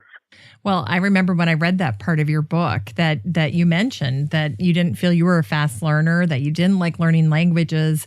And I'm thinking, and you're going to Japan, it's just like not even remotely close, just a completely different experience. So talk about courage pushing through that. I know. I always wonder, where does this come from in me? And both my parents were raised poor and ended up having very vibrant careers. Just try, Leslie. That's what they would tell me. My mom would tell me, just try. All that you can get is a no. And I think I said it in my book that if once we were going down this terribly steep hill, another adventure, my dad took us, there was only girls in my family, and he would just take us on the craziest adventures. And we were going down this hill. I mean, I thought I was going to just slide down. I don't know how steep it was. And he said, don't worry, Leslie. If you get scared, just get on your butt and slide. And I just loved that. That's when I start getting scared, I just think about that. It's kind of like, just do your best. Well, the way that your apprenticeship happened, how it came to be, seems like a divine alignment. And you mentioned that in your book, that there were so many pieces that had to come into play, where things had to fall into place. It was almost like the universe was saying, you can do this. We're going to make this happen for you. and you ended up having this incredible opportunity. I was thinking about your journey there and how hope and patience had come into play, that they played a role in having this opportunity open for you. And when you were telling this part of your story, you took a little break, you deviated for a moment, and you told this really charming story of an avocado tree that belonged to one of your clients. And I thought it was very, very sweet and a good reminder for us to not give up hope in our gardens and to continue to work on patience. Yeah, that was such a sweet story that came out by writing this book about this avocado tree that a client of mine in California had, and it had been killed down to the ground in a strong frost we had, which naturally doesn't happen here. But it started growing back. And, I asked her if she thought we should plant another tree. I was very young. And, once something's gone, you just start over. But she had the wisdom of age, and she didn't want to give up on that tree that was struggling there.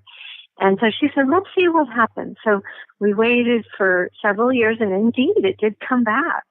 And then it got bigger, and I kept thinking it's going to fruit this year. And 6, 7, 8 years passed, nothing. And in the meantime, my client was getting older and older. And finally, she did die. And I called, and we had a frost that winter that she died. And I called her daughter over the phone, kind of talking about the estate. And I said, oh, did the tree, die again in the frost? And she said, oh, no, it's covered in avocados. And that was just, I could not get over that. I do live in California, and a lot of people talk about spirit and nature here. I just thought, I feel like her spirit went into that tree. It was waiting for her. I wrote this phrase called, one never knows when a hope will bear fruit. And that was the spirit of my client there. She never gave up on hope. And I am hopelessly hopeful, I like to say. Our gardens, they're vibrant, and then they have issues and problems, and it's worth seeing it through. That's a part of this relationship. The point isn't necessarily that the garden flowers all the time and looks new and young. Part of it is seeing it age over the years. And yeah, maybe there's a dead branch. I have a dead branch on a tree in my garden, and I prune that tree so that dead branch, you can see it clearly. It's the funniest thing, because birds love dead branches. They appreciate it. Little worms and stuff go in those branches, and they can eat the worms, or they can peck at the wood. And we sometimes have a hard time with aging and death. I feel like nature doesn't. Nature appreciates that rotation. So this lesson of the avocado, it teaches me there's more here than just newness that's beautiful in the garden. Well, there were a number of very charming parts to your onboarding at the company that you ended up getting hired by. Can you tell me the name of it again? It's called Uetoh Zoen. Uetoh Zoen. Am I saying that right? Perfect. Uetoh Zoen. This was a very delicate interview process. And as a former HR gal, I used to interview people during my career. And so I was very fascinated by this entire process. I would say it was a heightened experience. Anybody who's ever interviewed for a job can relate to being nervous.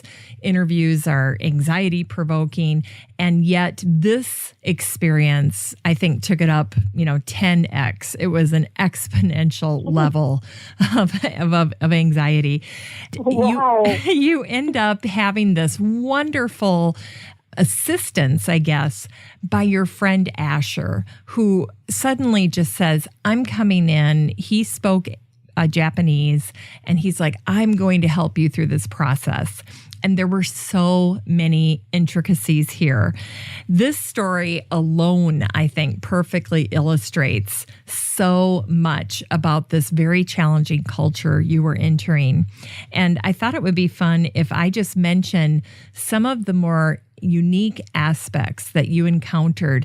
This is just during the interview process. I mean, it's just, this gets covered on the span of, 6 to 8 pages, I think. And at every turn, there is some new obstacle, hurdle, consideration that you have to factor in. It was not just a straightforward, I'll walk in, I'll interview, they'll offer me the job, and I'll walk out. That's not how it works.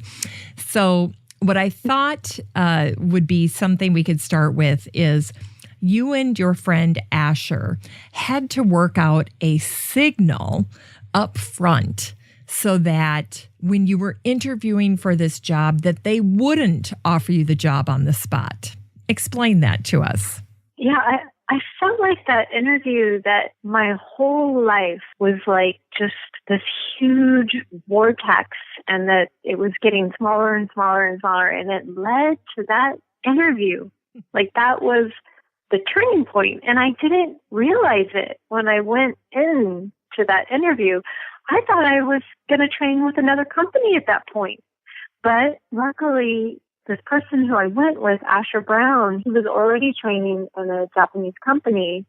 I just said I was going to come by and see the property. And he said, well, we need to really plan out the questions before we go because this is an interview. So I had planned some questions. So I pulled those out as we were sitting at the bus stop waiting for the bus to get to the company property. And he said, well, we should order the questions. And I was like, okay. Then he also mentioned, he's like, is there anything else, Leslie, that you need to know in order to say, that you want to work there or not? And he said, because if they ask you and you say no, that will be an insult to them. You can't set up a situation where you say no. And I said, well, I've already talked to this other landscaper, and I'm going to have to talk to my mentor back home before I make a decision. So is there any way to hesitate? So he came up with this elaborate plan that if we were getting to the point where I felt like I wanted to say yes, and I basically said it only if he offered me everything, which is what happened, that I would get to that point, that we would come up with this question, and it was so Japanese. So this interview went through, and he was just offering me everything I wanted. They were working in multiple gardens throughout Kyoto. They had a pruning-only crew. They had hired foreigners before, so they were used to the difficulties of training a foreigner. They had worked with people who spoke English, and they'd worked with people of multiple ages because traditionally only, teenagers would start an apprenticeship, but they were starting to accept people older. And I was in my 30s at that point. So everything was a go. And I was thinking, this is the company. But I just couldn't say yes yet until I talked to this other person. And so I gave him our signal, and he turned to the person we were interviewing with, and he said, if there were another company that Leslie was considering in Kyoto that was smaller, do you think that would be a good company for her to study with? And that was the signal to him that there was another company and that he better not ask me if I wanted to work with their company. And the guy said, I think that is up to Leslie to decide. And that was the last time, that was brought up. As it turned out, we talked more and more, and I showed him photographs of the work I had done back home. And, my mentor, Dennis Makishima, back home, had taught us very well how to prune pines.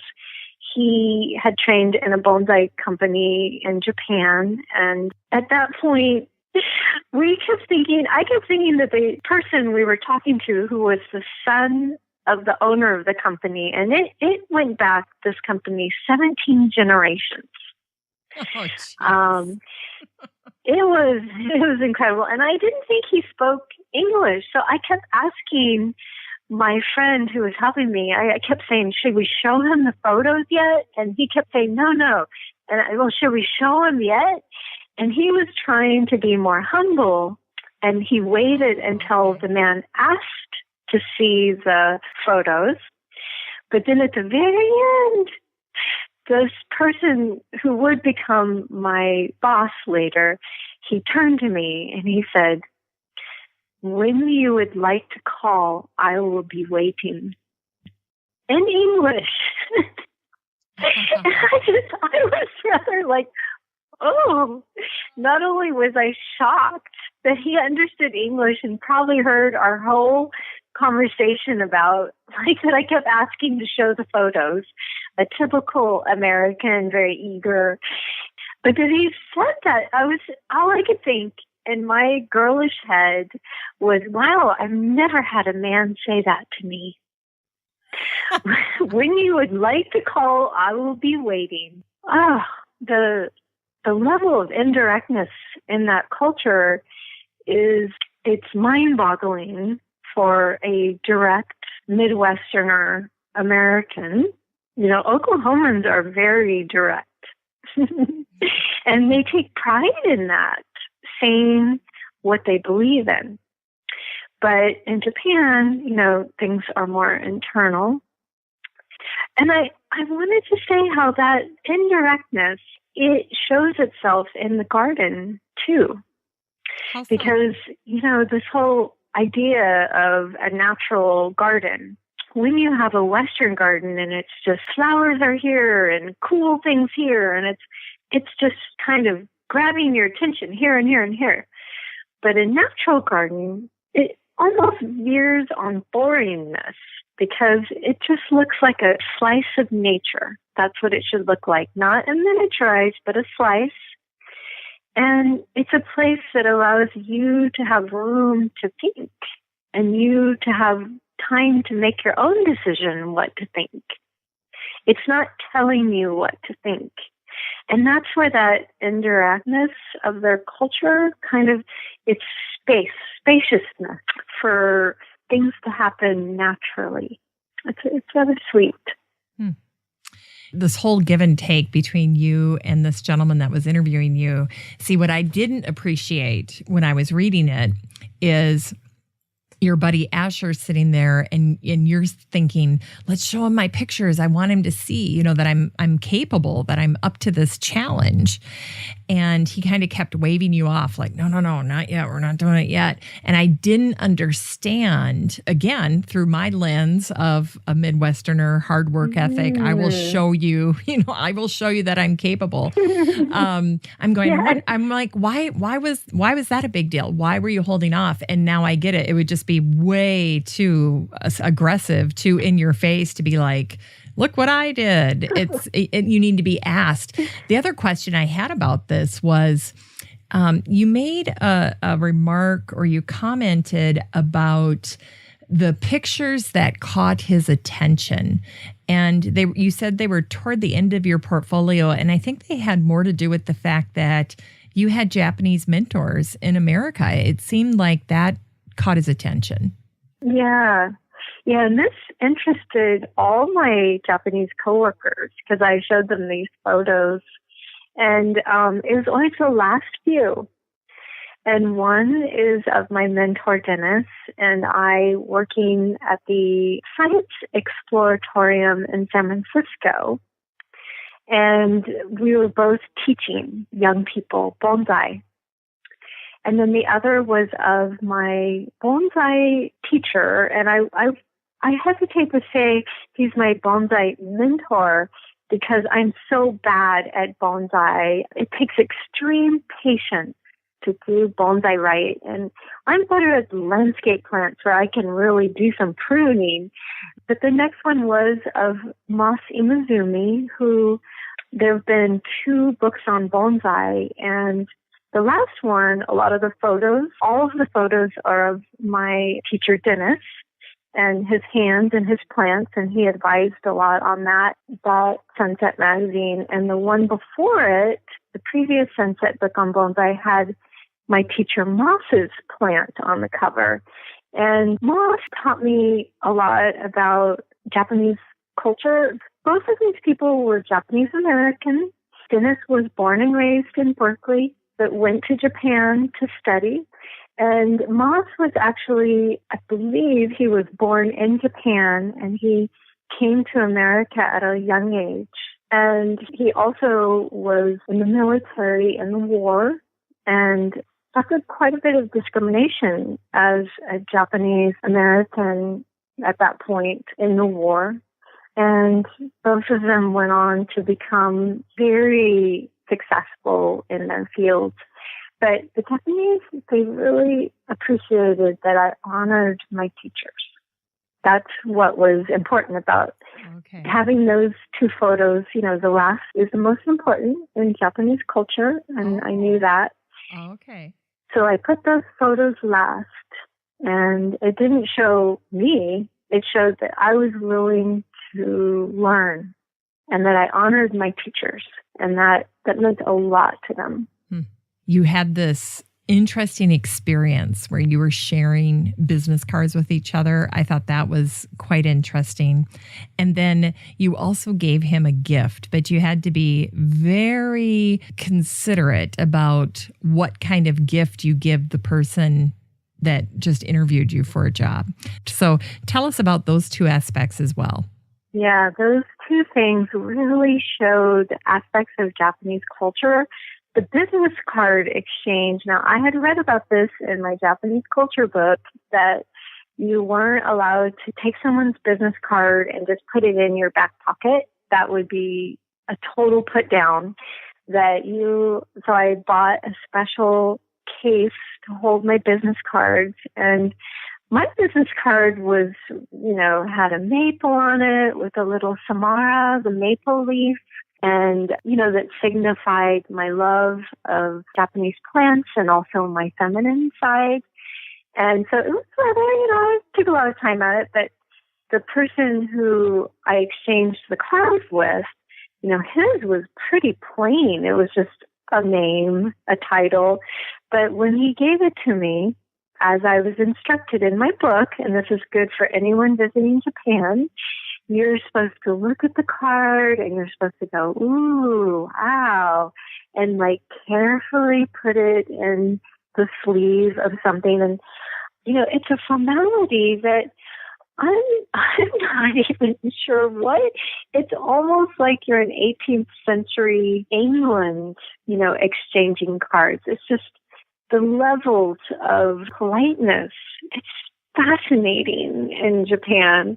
And the exchange of presents is another aspect where if you give somebody something too big, they always have to reciprocate. So if it's too big, then they're going to have to come up with something big. Another advice I was given to never comment, to praise, whatever someone gives me, don't praise it too much because that makes it big psychologically and they'll feel bad. So often when you give a present, the person almost practically just throws it behind their shoulder and walks off. But even if they really appreciate it, but they're trying to be careful about the give and take of the exchanging. So what I decided to do was I brought a bag of homemade chocolate chip cookies. I thought this, represented my American side and also that I'm a woman and I'm proud of my cooking. And just, kind of my no nonsense, I'm willing to sacrifice. Because I had been taught about the Japanese praising sacrifice. My teacher often told us, you sacrifice and you get the reward. And Japanese are often like this. It's effort is praised more than success. So since I had to make the cookies, it wasn't just buying them. I thought he'd see that I knew if they decided to train me, they were going to take a lot of effort to do that. So I wanted to show him that I was already willing to sacrifice some of my time too for him. I mentioned that I did have a little feeling inside when we were at the bus stop. I just didn't realize it till later. And I don't have these feelings like that very much. A couple times in my life, but I had this sort of feeling that something was about to change. I'm always like, gosh, when am I going to feel that again? But it was a really special moment, that interview. Yeah, I was very, very fascinated by it. When you talk about giving him the business card, I'm imagining you held it on two hands, like on either side of it, and then you're bowing down, presenting this teeny little business card to him. The other thing too, I had to kind of wonder and chuckle just a little bit if, because they hold back so much and they're indirect about things, if they don't almost delight in trying to elicit something more than just a casual, restrained response. And here's what happened. So you did call him, you took the job, and the company does this. They didn't give the people working at the company a detailed heads up that you, an American female gardener, 30-something years old, would be joining them. All they said was that an American will be joining us. Tell us what happened the day you pop on the job scene and what their reaction was. I didn't hear about this till much later, I have to say. I thought they had told the company that, because they told me to come on Monday, and I had several days to get ready. And I arrive, and, everyone's just standing there looking normal. Well, apparently, my coworker who spoke English said that they had told them that an American would be joining the company. So they all assumed it would be a guy. And I think it's very interesting that they did this. So that when I showed up, and I have long hair and it was pulled back, but it was quite obvious I was a woman. My friend said that all the men almost fainted when they saw me. And, I think kind of set up a situation. I'm impressed with the company, how they did this. The men were thinking all that weekend, oh, an American's joining. How are we going to train him? What are we going to do? How are we going to treat him? And then they saw I was a woman. Well, they'd already set up an image of how they were going to train me in their head before they saw that I was female. And that image might have looked very different if they had said I was a woman. And this is where I find Japanese can be such clever teachers and mentors. They knew that everyone was going to have different impressions in their mind of a female apprentice. So they were trying to get people to just stay on board, treat me as another apprentice. Yeah, and so cleverly, too. And you have to wonder if they weren't just standing there that day kind of watching their reaction, because if everyone is practically fainting, can you imagine how hard they had to hold it in? I know. I don't know what it looks like when a Japanese craftsman almost faints. Well, let's play a quick translation game for anyone who gets your book and is sounding out the words in their head. So what I'll do is, I'm not going to butcher these words. I'll say the definition, and then maybe you can tell us the Japanese term and a little bit about why it's in the book. Yeah, I have to say, I like the way you do that, because that's how I learned a lot of these words, was just through hearing, not through written language. Yeah. Well, I thought it would be so wonderful for them to hear you say some of these words and then talk to us a little bit about them. Each one of them has kind of a story or a place that they hold in the book. The first one is the term for don't give up. It's a similar word to good luck in English. People say ganbate. Ganbate means don't give up. You notice the difference. Like in America, we say good luck. It's all about, I hope you have success. But in Japan, they're assuming you're going to sacrifice, and you're going to sacrifice and sacrifice, and you're going to start to wear down. And they're saying, we know you're going to do this, and we want to give you some courage in advance, like keep going, keep doing that sacrifice. We're so impressed with how hard you're trying. We know it's not easy, but we're impressed with your effort. And people said that to you? Oh, yeah, all the time. When I'd be in the gardens, more often than not, a Japanese women visiting the gardens would be fascinated by me. And this brings up another word, which is geijin. And geijin is the word for a foreigner. And so I looked like a Japanese craftsman from behind because I'd have my outfit on. My hair would be tied behind a scarf. But when I turn around, these women visiting the garden would see I was a woman and white. They'd run up to me and they'd go, geijin, geijin. And then they would try and talk to me, and I couldn't speak Japanese that well, so I often couldn't understand what they were saying. But we'd eventually, get around to a few sentences, and then they would always end with ganbate. And I appreciate they offered their Japanese way, at extending their culture to me. How about the term for this special type of footwear? Yeah, the jikatabe. Jikatabe. Jikatabe is a cloth boot where the big toe is separated from the rest of the toes, kind of like, I like to say, the creature from the Black Lagoon boots. And it's very traditional. They've been worn for hundreds of years.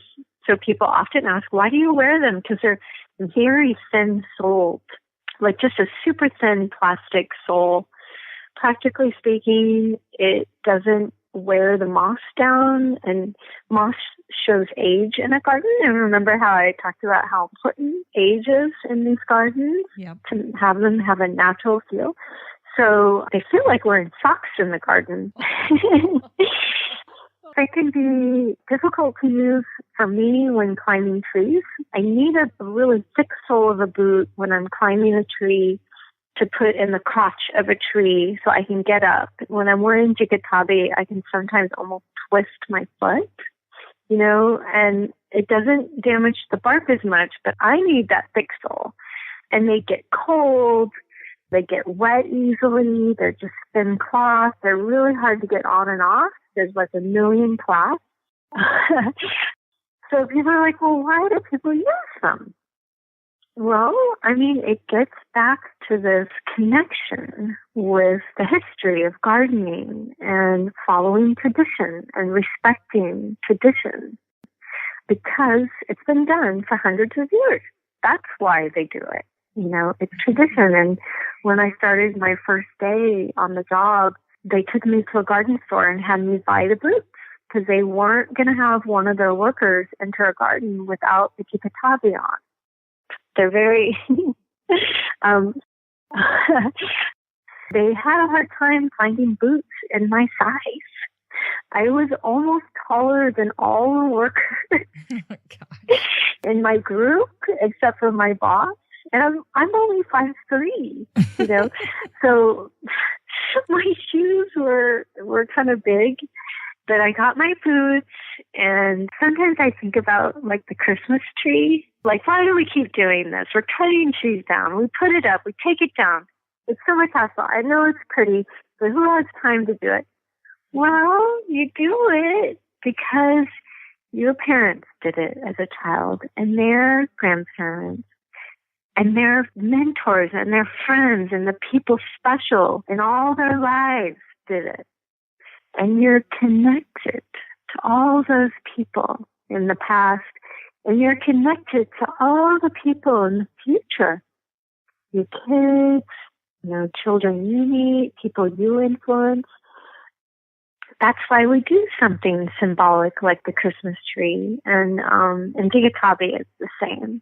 Yeah. When people go to your website and they click on the link that says cutting back, where they can look at your book, you have pictures of your time in Japan. And I'm scrolling through, looking at the pictures, and then there's a picture of the work crew of the men that you worked with. And of course, I'm totally scoping those guys out because I want to see what they look like. And, just put name or faces to names. Anyway, I clicked close, and then I'm like, wait a minute. I think I just saw that crazy footwear that she talked about in the book. And sure enough, I go back to that picture, and I think it was the boss is sitting on the ground and he's got his foot extended, and there's the sole of this shoe. And you can see he's got the big toe is in a separate compartment or whatever, and then all the other toes are together. And he looks like he's wearing Creature of the Black Lagoon boots. I just was like, yes, I got to see it. I know what it looks like now. But I could not believe you would go to the work site wearing these crazy boots, and your feet were freezing. It was freezing cold. You couldn't feel it. Like you'd start the day out with cold feet. I can't imagine anything worse. That's really difficult. Yeah, that's the photo diary. There is this great shot of my crew, the main people in the crew. And my boss is there sitting down. And if you notice, he's smiling. This man never smiled, ever. I mean, he could yell, respectfully to people, but he could yell for hours every morning. But boy, you pull a camera out, ding, he's got that smile on his face that will last for centuries. I think that's why I was like, are you kidding? Because, I read this book and they came across as a little intimidating. They were a little scary to me. And then I'm going, okay, I want to see what these guys look like.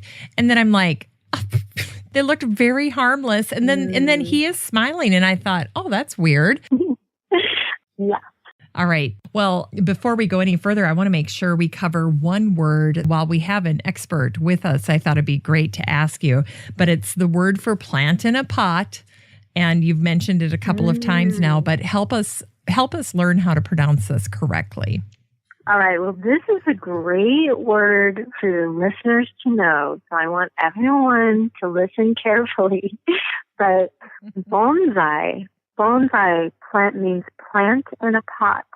And people often mispronounce it as bonsai, which actually is the word that people jumping out of a plane use. Like tally-ho, bonsai. Okay. That's what that means in Japanese. So we're getting the last syllable correct. We're messing up on the first one. Yeah. Okay, bonsai. All right. Okay. But the plant in a pot, you pronounce it like our bone, so bonsai. So you can even correct your friends who mispronounce it, and you can correct them. It's such a great little piece of knowledge to use. So bonsai is the way to pronounce it. How about the word for broom? That's in your book as well. For broom, yeah. Tebuki is my favorite broom. It's a hand broom. Boki is broom, but te means hand. Tebuki is this hand broom that's made of bamboo and bamboo twigs all tied together in a bundle. And it's so fantastic because you can brush little rocks and corners. Things made from bamboo is another art form in Japan and a craft that's highly respected and a little bit expensive. And that's why people often don't import these, because really well-made hand brooms can be $35 in Japan. I think people would love them out here. They're so cute and easy to store. I love the tebuki. How about there were these two words for tools that you used on these job sites quite regularly. The first was the word for a large dustpan, and then the other one was for the round tarp that you would let branches and debris fall into. Oh, these are such great tools. They are masters at tools in Japan. The dustpan is called a mi, and this one was bigger than our normal household dustpan, about 3 times the size. So it was really easy. You threw the biggest branches in the tarp, and then the remaining you could sweep up in this big plastic or bamboo dustpan. And the brown bukuro, which is the tarp that's round and it's shaped like a bucket. It has sides on it instead of just being flat. I talk about how years before I went to Japan, my mom bought me a special gift, and it was a brown bukuro. She found it at Smith & Hawkins, and it was a tarp with sides. And, when I prune out here in the United States, I'm often doing much bigger branches than we did in Japan because the gardens we worked on were often 100, 300 years old. The plants would slow down, so there was a lot of little work. But here in the States, I'm often slowly designing gardens over time from scratch. Like they're just planted, and I am making really big cuts on trees. But when I was in Japan and I discovered the brown bukuro, I just thought, moms know best. Yep, Mom was right. How about this term? It's the term for shoe removal room. Yeah, it's a very important room in a Japanese home. And I first discovered it at the little Japanese restaurant, Tokyo Gardens, that I used to go to with my father as a child. And when we entered the restaurant, there was a side room with all these shelves, and we'd get to put our shoes in them. And traditionally, this room it's called the Genkan, Genkan. It's a place in a Japanese home just when you first enter the front door, and it's usually lower than the rest of the house. When you take your shoes off to enter the house, nothing that touches the ground of the outside world is supposed to touch the ground of the inside world of the home. And I just love this cleanliness. So not only do they always have a Genkan area that I saw where you remove your shoes in apartments, homes, the gardens. When some of your listeners visit Japan and go to public gardens, they'll often ask you to remove your shoes. So it's really important to keep an eye out for a shoe shelf, because sometimes someone, no one's around and people just walk right in. And you're actually bringing the outside world. It's traumatizing for Japanese. So sometimes I'd go in very slowly even to these buildings of public gardens, and I would make distinct eye contact with the workers and start reaching for my shoes because they were so worried I was going to not take them off. It's a lovely kind of symbolic gesture. Well, there is a very, very funny story in your book. It's a term that you used to describe a raccoon-like creature over in Japan. And you have to tell the story associated with this, too, because it really is funny. Yeah. I'll start off by saying, over time, I was getting a little tired of people seeing me in the garden attire and exclaiming, gazing and all rushing at me and, trying to say sentences I couldn't understand. So one time in this imperial garden, I knew there was a tour group that was slowly circling this huge lake. So I decided to hide behind a shrub so that they wouldn't discover me. So here's what happened. I eyed the tour group walking around the lake in the far distance and knew from past experience that it would reach me in about 10 minutes. I made a split-second decision and slipped behind a long, thick shrub that circled the outer perimeter of the lake before anybody could stop me. I waited. As the tour group approached, I became more still. The group passed right by me, their slender, stocking-covered legs and high heels at eye height, their shoes grating against the gritty white gravel path. For once, I felt a sense of peaceful distance from a tour group, like watching a movie in a dark theater. I could hear every word they spoke, their eyes grazing right over my location, never suspecting that I lurked behind the shrub. Completely camouflaged with my cocky outfit and dirt-smudged cheeks, I relaxed. Just for the fun of it, I looked straight into a woman's eyes. "You, Tanuki!" she screamed, pointing towards me.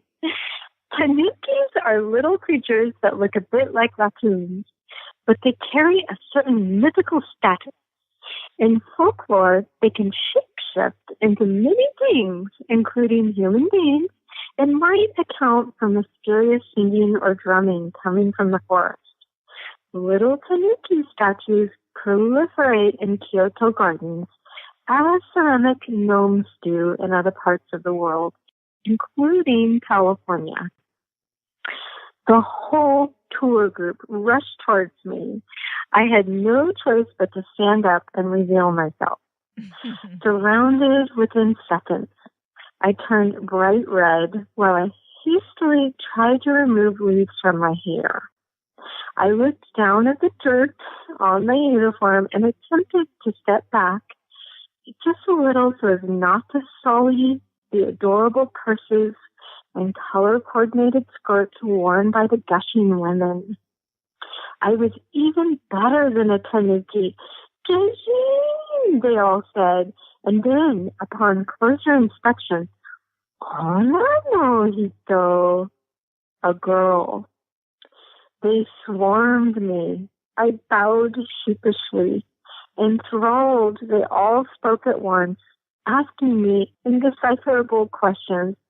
How I envied their gentle stroll in such lovely attire. We couldn't speak each other's language, but we had a meeting that likely none of us would ever forget. Yeah, that was that was one of my funniest moments in Kyoto, I must say, and one of my most memorable.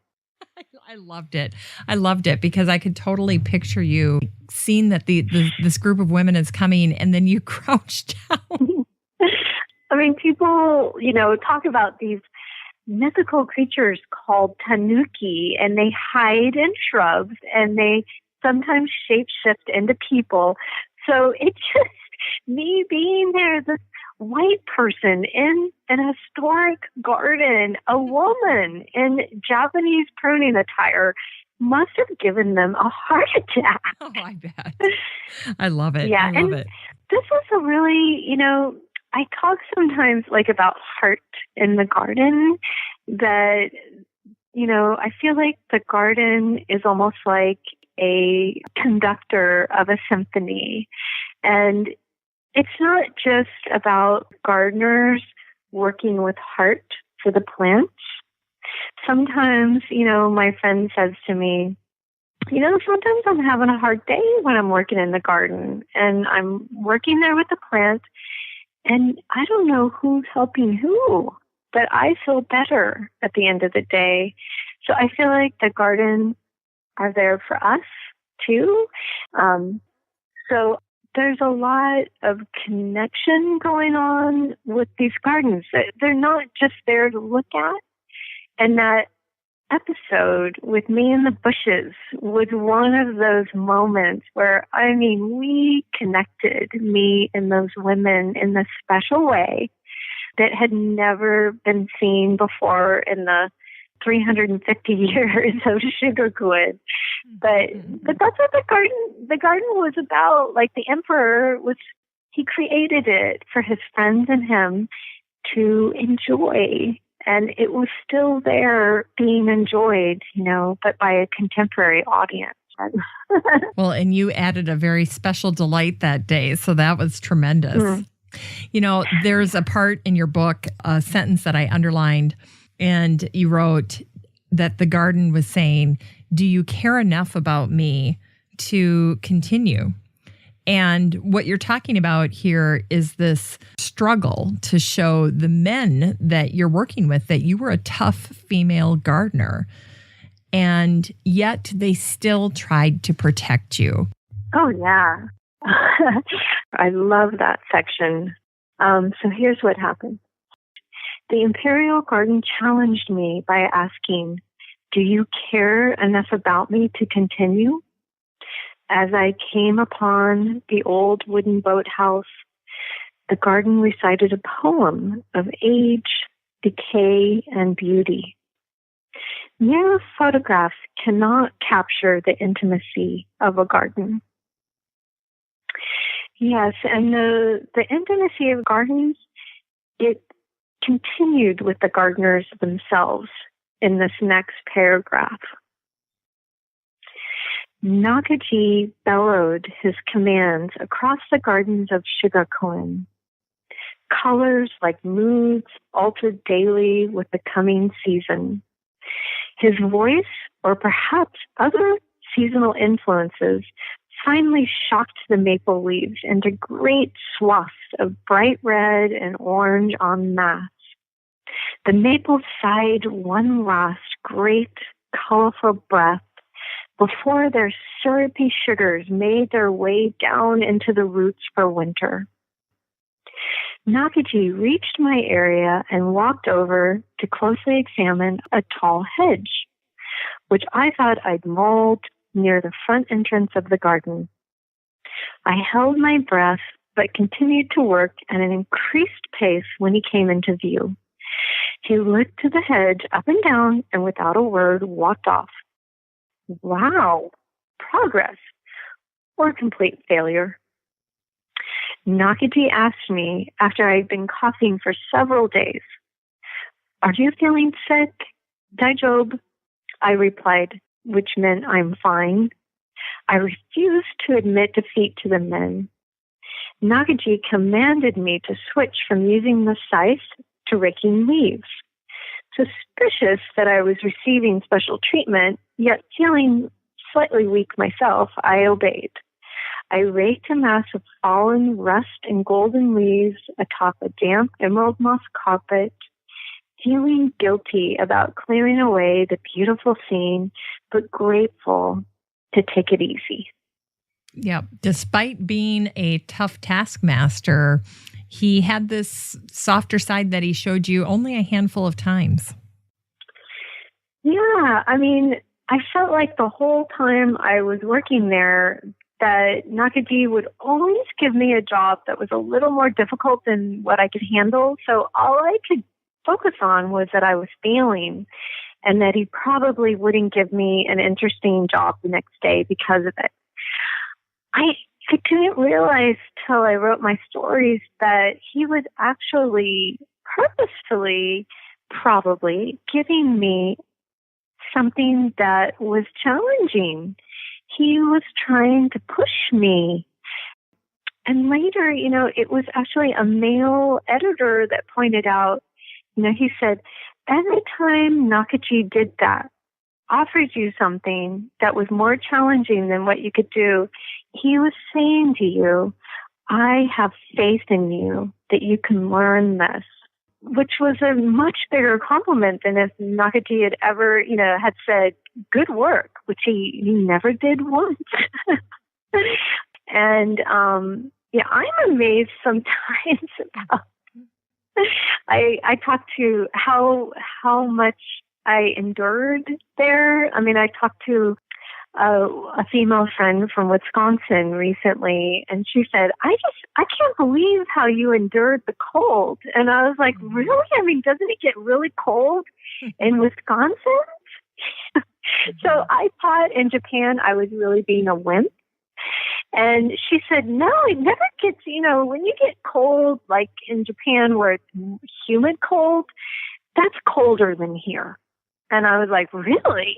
I don't know how you feel, but I was just trying to hold my own. And, I did get sick for that 1 week. I worked in the Imperial Garden, but nothing was going to keep me from working there. I knew what a special opportunity that was.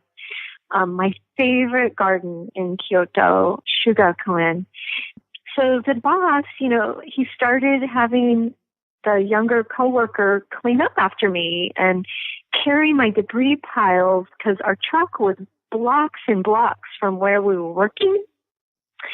And the minute I started feeling better, even though I never would admit verbally to them I was sick, I was coughing like crazy. The minute I started feeling better, he started pushing me again.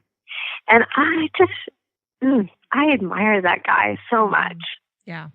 Well, I tell you, anytime someone has become a supervisor, they have to face the challenge of delegation.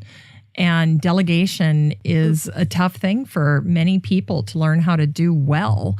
And he did it. It sounds like he did it. I like the fact that as I was reading through a lot of these stories, he was really sequencing your assignments. With every task, he was either upping the challenge level or decreasing the challenge level until you showed your mastery. And then he just keep, giving you more and more.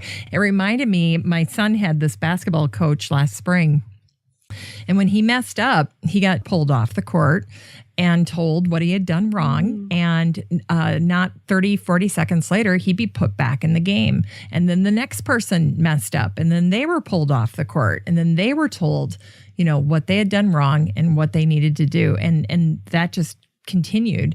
And yet, even though it was difficult to get constant, very stern, very direct feedback that these young boys were probably not used to, because prior to this, they'd been taught by parent coaches, and parents are always much more gentler in their instruction. I had to admire the guy because I'd never seen players change their behavior so drastically after getting coaching. And when I was reading the story of how this gentleman would work with you, like, okay, next tree, that's what it reminded me of. I thought, well, one tree at a time here. We're going to get Leslie to be a better pruner. And that's what he did. Yeah, it's like, it is teaching with heart, isn't it? And, there is something we can learn from, say, online courses, and it's wonderful that it can teach so many people, but that one-on-one personal mentorship, you can't do that on the computer. Teaching multiple people, you can't hold back and push forward and notice their subtle behaviors. It's an old art form, but it just makes exquisite garden craftsmen, I must say. Well, and it was tough. And I thought it got a lot tougher for you as the holidays approached, because I think the homesickness sounded like it started to elevate, just the fatigue. I mean, the fatigue was starting to set in. You were really running the marathon and you were getting toward the end of your time there, but it was tough. And there was kind of a Hunger Games element to it. I have to say that this one story, I thought you'd get a kick out of it. You know how in the Hunger Games, when they would get into a bad situation, occasionally they'd get a white parachute, right? The little white parachute would come down and it would have just one little thing that they would need to get them through until the next time they needed a parachute. And you had this moment happen to you. You were in a garden. You were working for this woman. And it just turned out that she happened to have a child studying in the United States. So you had this little connection. And then when it came time for your food break, she got you something. And I thought it was your white parachute moment, because you had written at that point that you felt isolated, you felt despair, you were just feeling so low. And yet Here you're thinking you're being stoic. You're thinking no one knows. And here comes this white parachute. You've got to tell this part of the story, because I just thought, this just really was very touching. I think the Japanese would love this chapter. I hope they translate this book one day, because they love drama and even this idea of struggling till you've almost can't go on any further and pushing through that. They, having gone through the war, they appreciate that. And that's part of why they're willing to show these deadwood in the garden sometimes, which can be shown off in bonsai, the struggle to survive. And I was really getting, towards the holidays, we all get more sentimental, and I was getting so tired, and every morning it was getting colder, and it just went really sudden, and I wasn't used to working in that much cold, and I didn't have appropriate shoes. I only had another month, and so I didn't feel like I could afford to buy a thicker pair of jikatabe. And so my feet would have shooting pain for 3 hours every morning, and my hands. And my American friend, Asher, he got frostbite that winter, actually. That's how cold it got. So I was getting very tired, and I was just feeling pretty sorry for myself. And the holidays are coming, and I was away from my family. I was getting near Thanksgiving. And this client had put out this, we usually got really pretty nice snacks during our breaks, which were at 10, at noon, and 3. And I say that because that's the same for all craftspeople in Japan. If you are a contractor, if you are making pottery or, blue-dyed cloth or a plasterer, they do natural plastering there is another craft. You take these breaks. So it connects all the craftspeople in this lovely way. And they bring us tea, a pot with hot water, a teapot with leaves, and then we would brew our own tea, and they'd serve them in cups. And I was just kind of nibbling on my pastry, although it looked like a French pastry, which is pretty nice of the client to do. All I could think about was how I was going to miss Thanksgiving with my family, and I was going to be there with, I think I had to work Thanksgiving Day, so I was going to be there in the garden, running, sweating with these guys who don't know anything about my holiday. And then I was looking at my pastry because it was kind of unusual, and I realized it was kobacha squash, which is a Japanese pumpkin. It's a really nice form of pumpkin. And boom, it hit me. Japanese pumpkin. And it was a little pie, a pumpkin pie that I was eating.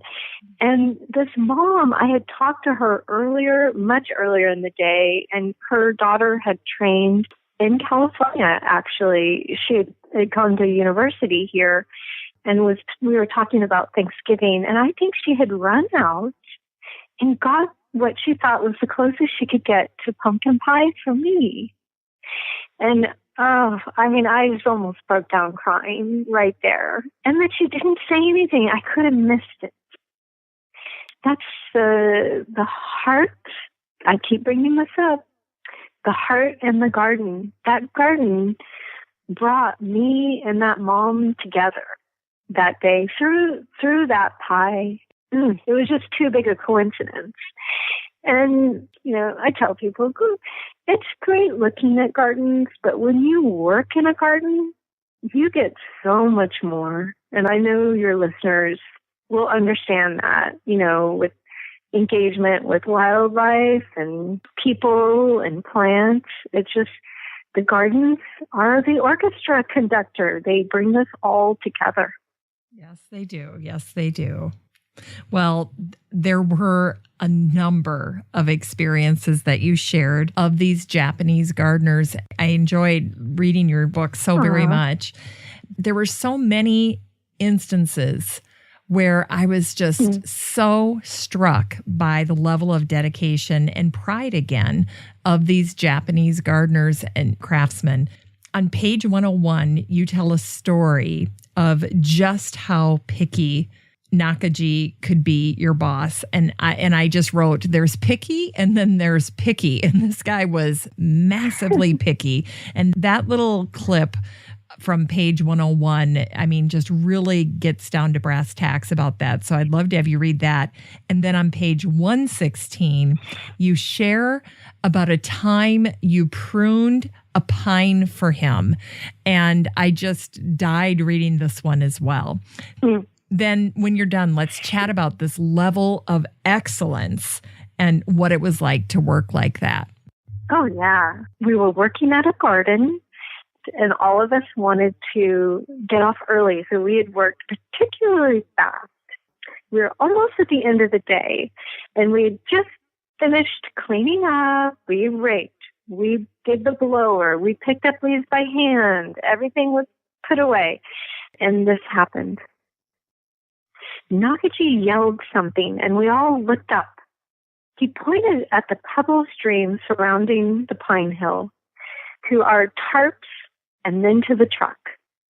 His voice went up and down in consternation. He bent down, pushed pebbles aside impatiently, picked out some pine needles, threw them off to the side with disgust. Apparently, a few pine needles had gotten into the dry pebble stream. Kate briefly instructed me on how to push aside the pebbles, a square foot section at a time, brush out dirt and needles from the concrete bottom, and then return the rocks to the clean stream. This took 3 of us working desperately quickly, about an hour to complete. Believe me, I didn't leave a single pine needle behind. The work proved tedious and annoying, but when it was done, the stream did appear to sparkle, exquisitely transformed. I'm a clean freak, but when it came to Nakaji, I'd met my meticulous match. So this other reading, I often was very curious about what the boss was saying about my work, but he spoke fluent Japanese without slowing down, and I could never understand a word he said. I only understood basic Japanese. And mind you, the Japanese craftsmen, they learn many different art forms, but pruning is just one art form that what we call the Japanese gardener, learns. They call themselves uekia. They learn pruning, landscaping, bamboo fence construction, rock work, and maintenance. So they're learning at least 5 different jobs that we might consider unique jobs on their own, like unique careers out here, and which is often why their apprenticeship lasts anywhere between 5 and 15 years. That's about 3 years per craft. So I had been working on a pine tree, and Nakaji said quite a bit after it, and I pulled aside my coworker Kay, who could speak English, and I was trying to get him to tell me what it is Nakaji said, and this is what happened. I placed my yellow dictionary into Kay's hands with an encouraging, appreciative look, and he opened it and searched for words. I waited apprehensively, excitedly. I'd never received direct feedback from Nakaji. Nakaji said, Kay spoke with clear enunciation, "Your pine looks as if it were blown by the wind." I reasoned, blown by the wind could mean good or bad. After all, there is a tree style in bonsai called sharpen, windswept. Then Kate flipped through the dictionary to the back, and then to the middle, his face constricting with concentrated effort. "I have it," he said. "Tortured," he proclaimed. Nakachi said your branch looks tortured, blown by the wind and tortured.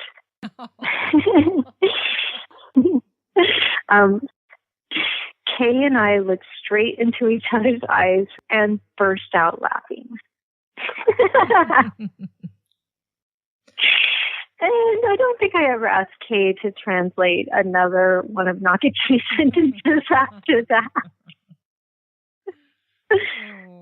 I had been trained in America by Japanese American mentors, and also their students who they had begun training. They taught me too.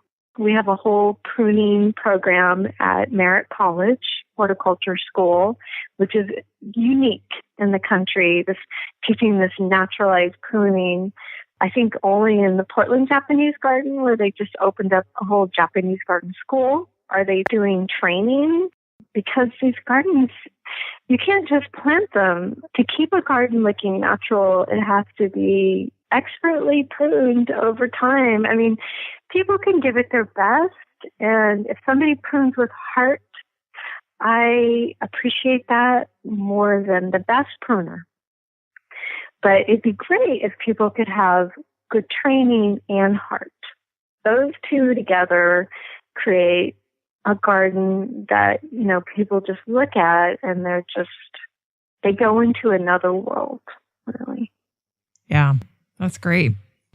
Well, the story that you told where you're literally picking these tiny little pine needles, 1 square foot at a time out of this stream. It was, I just read that and I just kind of sat there.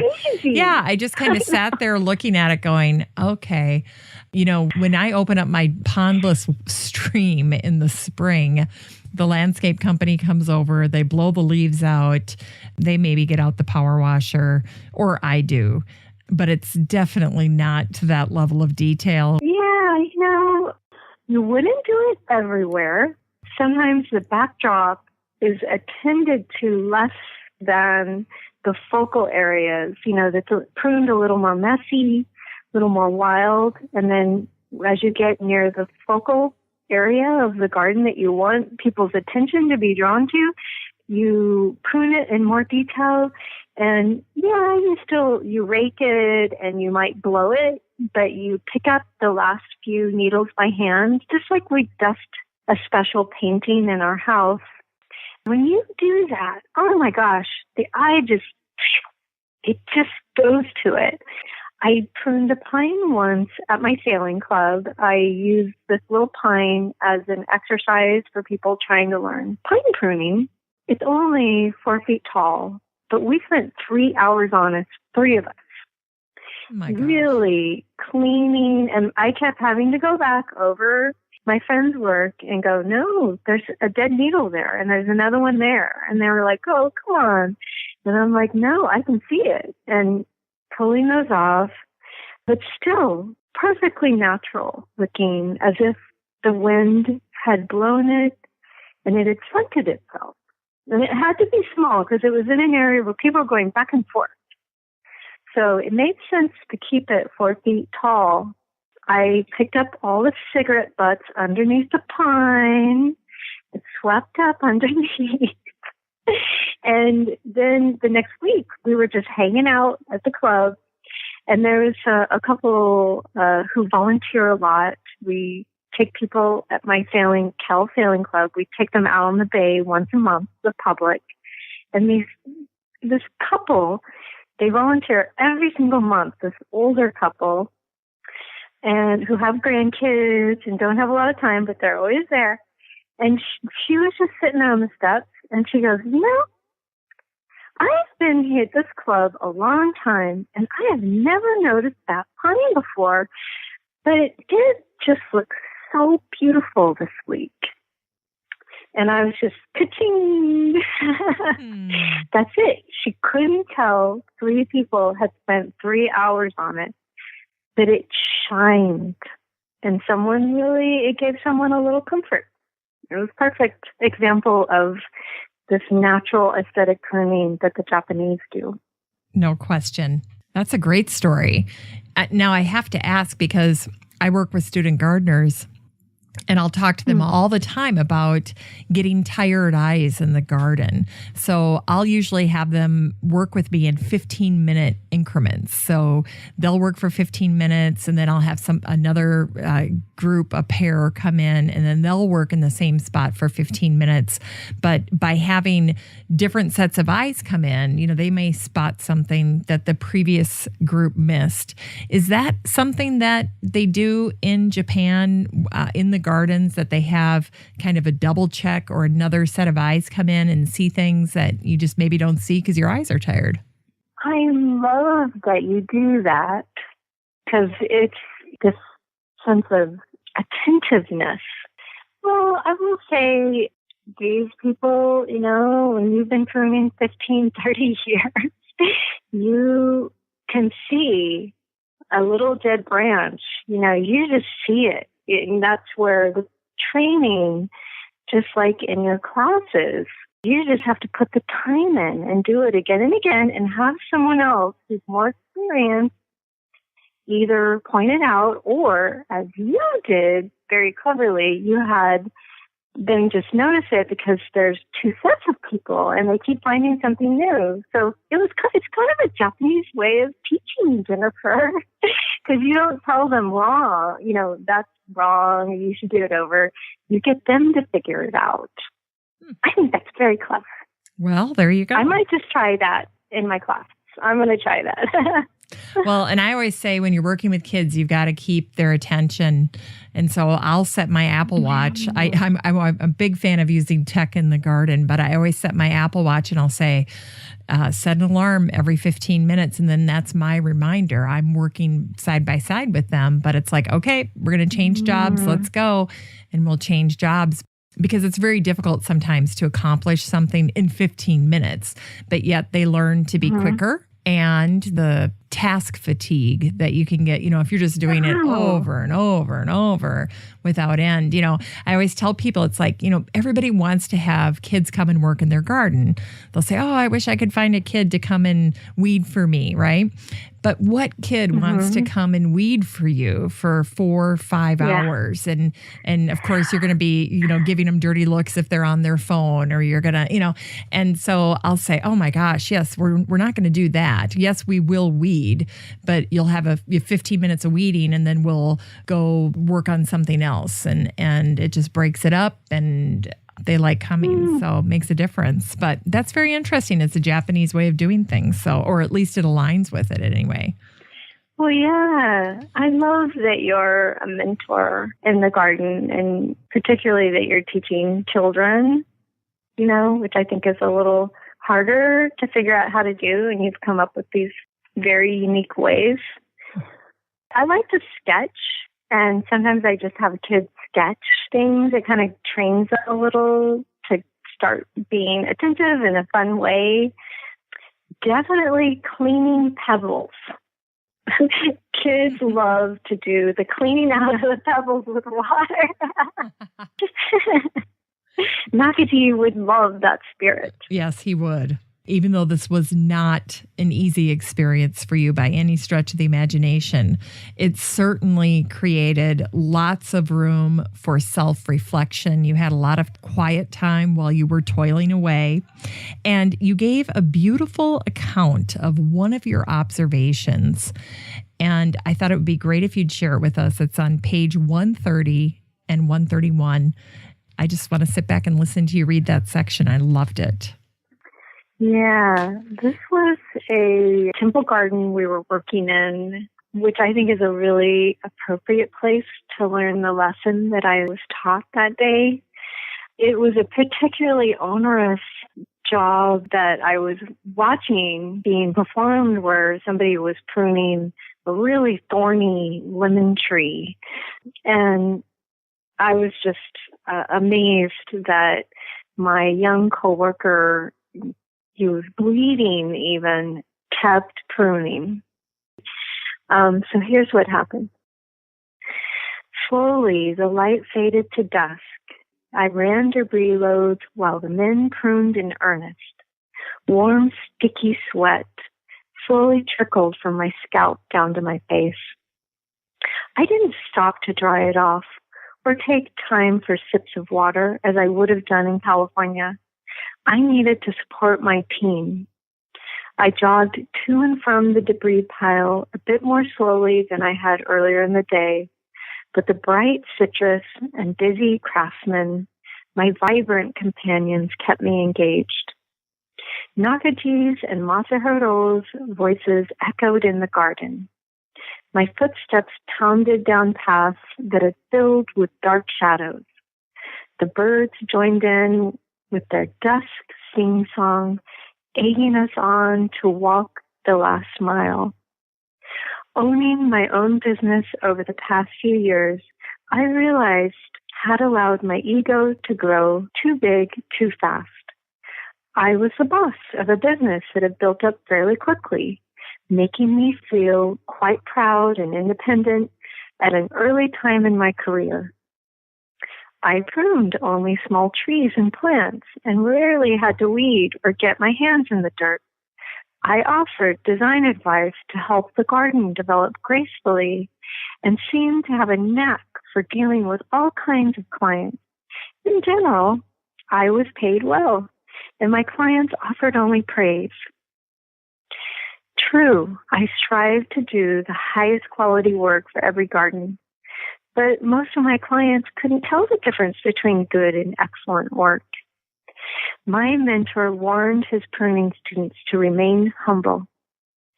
In America, you are some of the best pruners. In Japan, you are beginners. I had become like a plant that had been given too much fertilizer. When a plant is overfed, it indeed grows fast. It will burst out with fresh, green, vibrant foliage. But while a heavily fertilized plant will grow big, it tends not to flower. And I must say, by coincidence, while I was doing this reading about this garden going to dusk and the birds joining in, I'm looking out at my garden tree with the dead branch on top, and right as the light's fading early, there was a bird. There's a bird up there singing his little heart out, joining me in this reading to your listeners. It is just so sweet. Right. Yes, I realized when I was there, I noticed that when I did a lot of maintenance, I would sometimes grumble, like, why am I here doing maintenance? I'm a pruner. And then I would catch myself. Oh, Leslie, are you too good to do maintenance now? I liked the way in the company, everyone switches around jobs. I mean, there are advanced people that are sometimes, they're given more advanced pruning, but it's very common for everyone to chip in with the cleanup.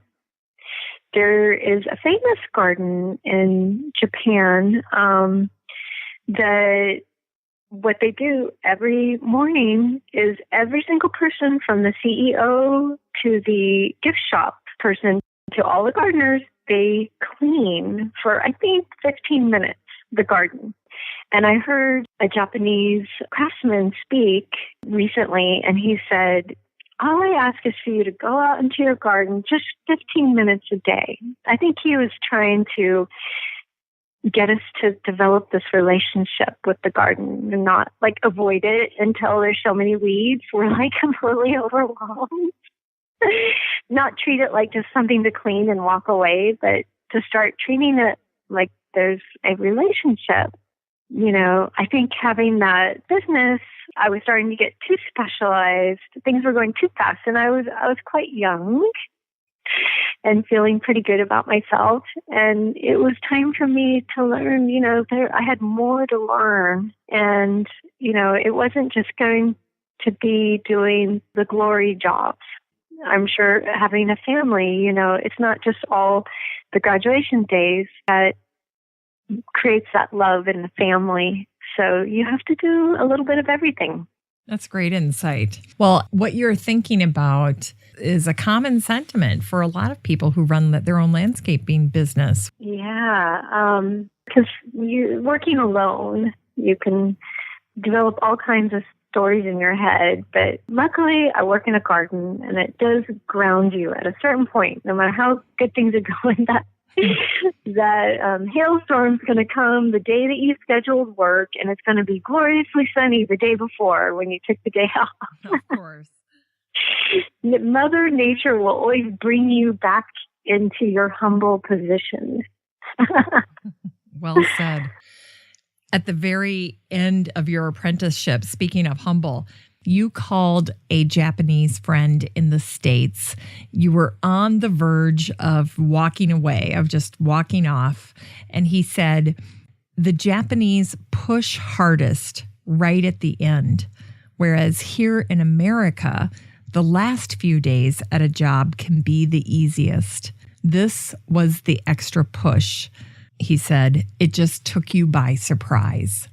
Was this the insight that spurred you to see things through? I think without the call to that friend, I might have walked out of the company a day or two before I had planned to leave, my last few days. I had a new boss the last week or so of my stay with the company, and he was really pushing me hard. And this guy, I thought maybe he had a vendetta against Americans. And when that got into my head, I couldn't drop it because I was already so tired. So my friend Ichiro, who has worked in both American companies and Japanese companies and has Japanese parents and was raised in New Jersey, so he has a great cultural mixed background. Yeah. I called him up, and thank goodness he picked up that phone. It was extremely early in the morning, but he knows how to sacrifice as a friend, being a Japanese-American friend. And he picked it up, and I just had to cry for a while. And he just listened to me. He has a lot of sisters and a mom, and he knows how to deal with these women. And then after I put it all out, he's, what's going on? And I said how this guy was just like really being mean and having me do these really hard things, and it seemed so unreasonable. And did he hate me? And he was like, Leslie, Japanese push hardest at the end. And I had gotten a lot of advice. I had talked to many people about what it was going to be like there, but no one had told me this. And once I thought about it, I thought, that could be what's going on. And he said, Leslie, whatever you do when you leave the company, however you are and what you know, it represents them. So they want you to know everything they can teach you. And this is the last week. And, and it was a famous company that I worked in, a historic company in Japan. They wanted you to be challenged. And it's not a meanness. It's also not, they didn't want people to see you as weak or something. Japanese, the craft of gardening in Japan, it's one of the last cultural crafts that's still practiced that's very physical. It's an extremely physical craft. And I think they wanted to toughen me up because they knew how hard it was going to be back in the States, how much physical effort I would have to give, how we know as gardeners, when we're out there, it's like the weather elements are always testing you. And they didn't want me to give up. So they were teaching me how to have a hard day, but still hang in there. As it turned out, they taught me a very good lesson. Yes, they did. At the end of the story, you say that you got done talking to this gentleman. He helped you kind of process it. And you recalled this question from your mentor.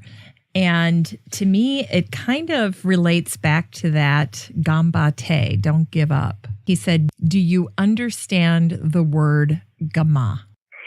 Yeah, my teacher described gamma is this feeling that you almost can't keep going, but you do. It's just whatever it is so awful that you feel like you can't go on, but you do. And there's a word for it in Japanese. It's just incredible. And of course, it's what people admired the Japanese for after the war. And during the last tsunami, they mentioned, oh, these people, they just like pick up the pieces and go. They're not just spending, hours and hours like, oh, poor me, it's so terrible. It's gama. It's this word. At the time when he told me about it, it sounded, oh, that sounds so cool, like struggle, and then you keep going. But there I was, like I was crying so much I couldn't stop crying. And I thought, I'm going to have to call my friend just so that I can stop crying here, because this has obviously really gotten to me, and I'm thinking of quitting. And then he talks to me, and I realized, I'm going to go back. It finally hit me. Okay. It took me a little while to admit it, but I knew inside I was going to return to work. And I was like, I think this is I can't imagine what it's like to live through the end of a war, or there's things harder than that.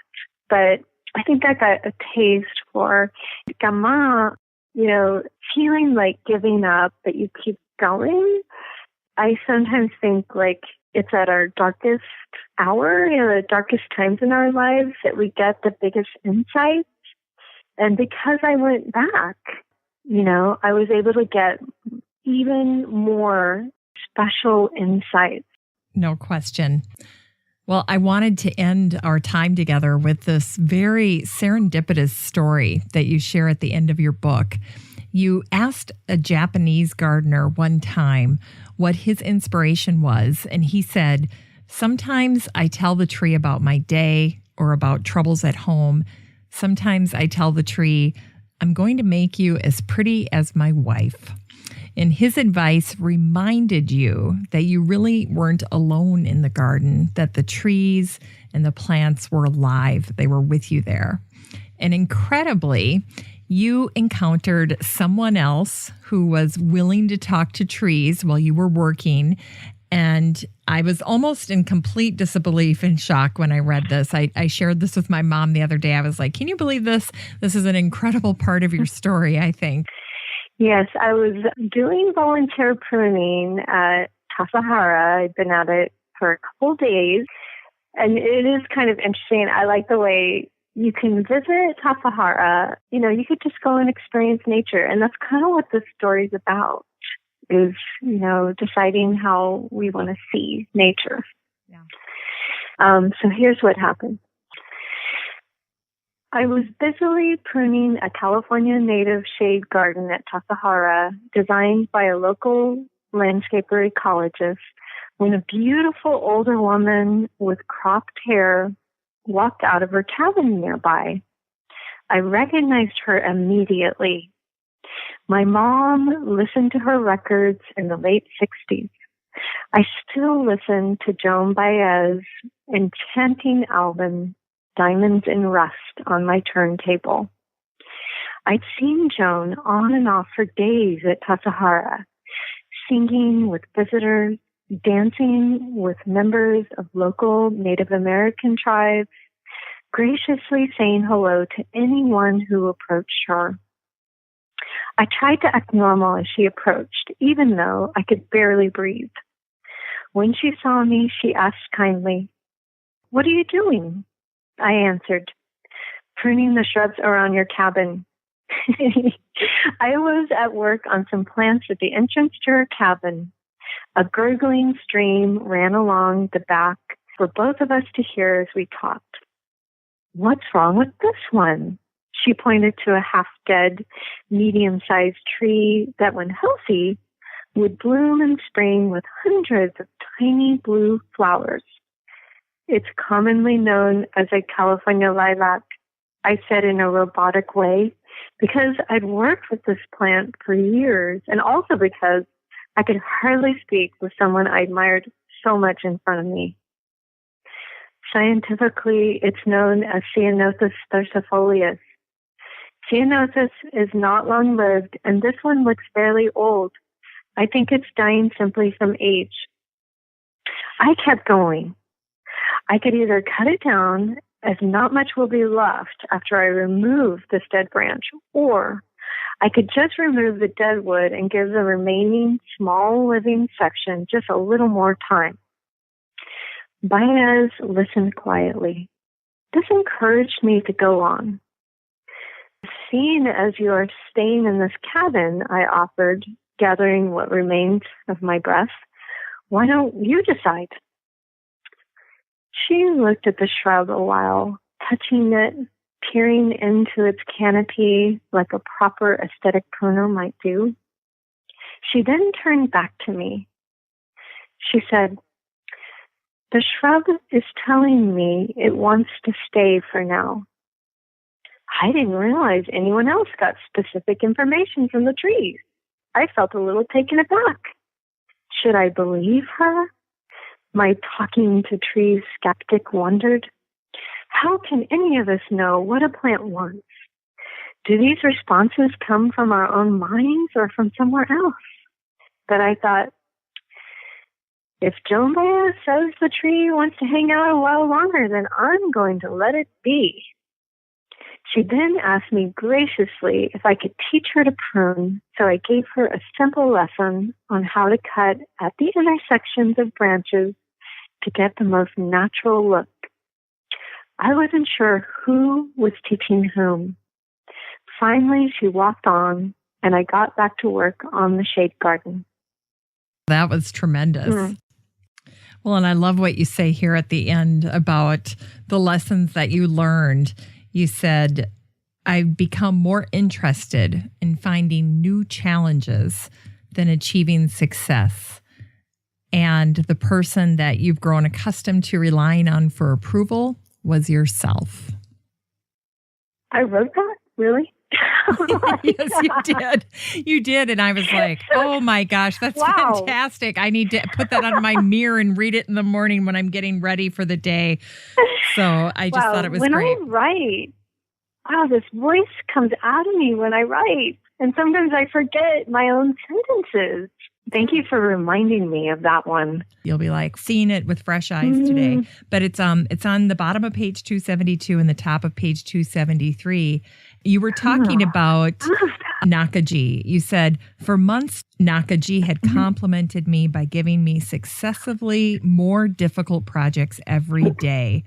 I failed so often because as soon as I figured one thing out, he'd give me something more difficult to learn. That's your reward. You know, that was your reward. I always tell the boys when they're in basketball, I'm like, you know, your reward for winning this game is playing a more difficult team, right? You know, and that's essentially what you were doing. You were just upping the difficulty level at every turn. He had faith in my ability to learn, and I'd become more interested in finding new challenges than achieving success.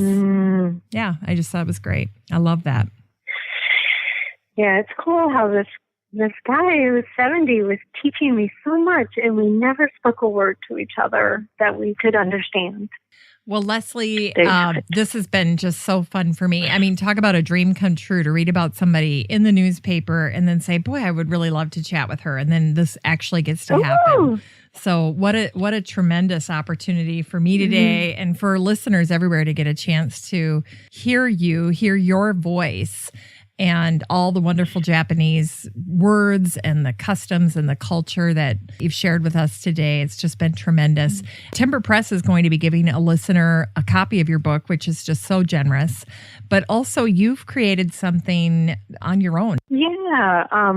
I made these bookmarks, these hand-sketched bookmarks at different gardens I've visited, including Anderson Japanese Garden, and there's Monet's Garden. I just visited in France this summer, and people can order those if they want me to sign them so they have a signed book, or they can just order them for fun. But I'd love to give away the set of 6 to a listener of your choice. And I just wanted to take a moment to thank you for being like a mentor in spirit to so many gardeners. And to really doing what the Japanese respect, which is you are teaching people hands-on, like real information they can use and go out in the garden and do. And I love listening to your podcast. I love hearing from the other people you interview, and I'm sure your listeners just have so much knowledge. I have a Facebook page under Leslie Buck, and very active with that. I love doing nature posts, and I love seeing what other people are doing. I have an Instagram. Leslie Buck Author is my Instagram. I didn't think I would like social media as much as I do. I always said, I'd rather talk to my friends in person, to my younger nephew, but I'm inspired. I'm inspired by people's photos. Well, and it's so great because you're in the Still Growing podcast group too. So for listeners who have questions about your book or something they heard on this episode, they can definitely reach out and talk to you there and ask questions.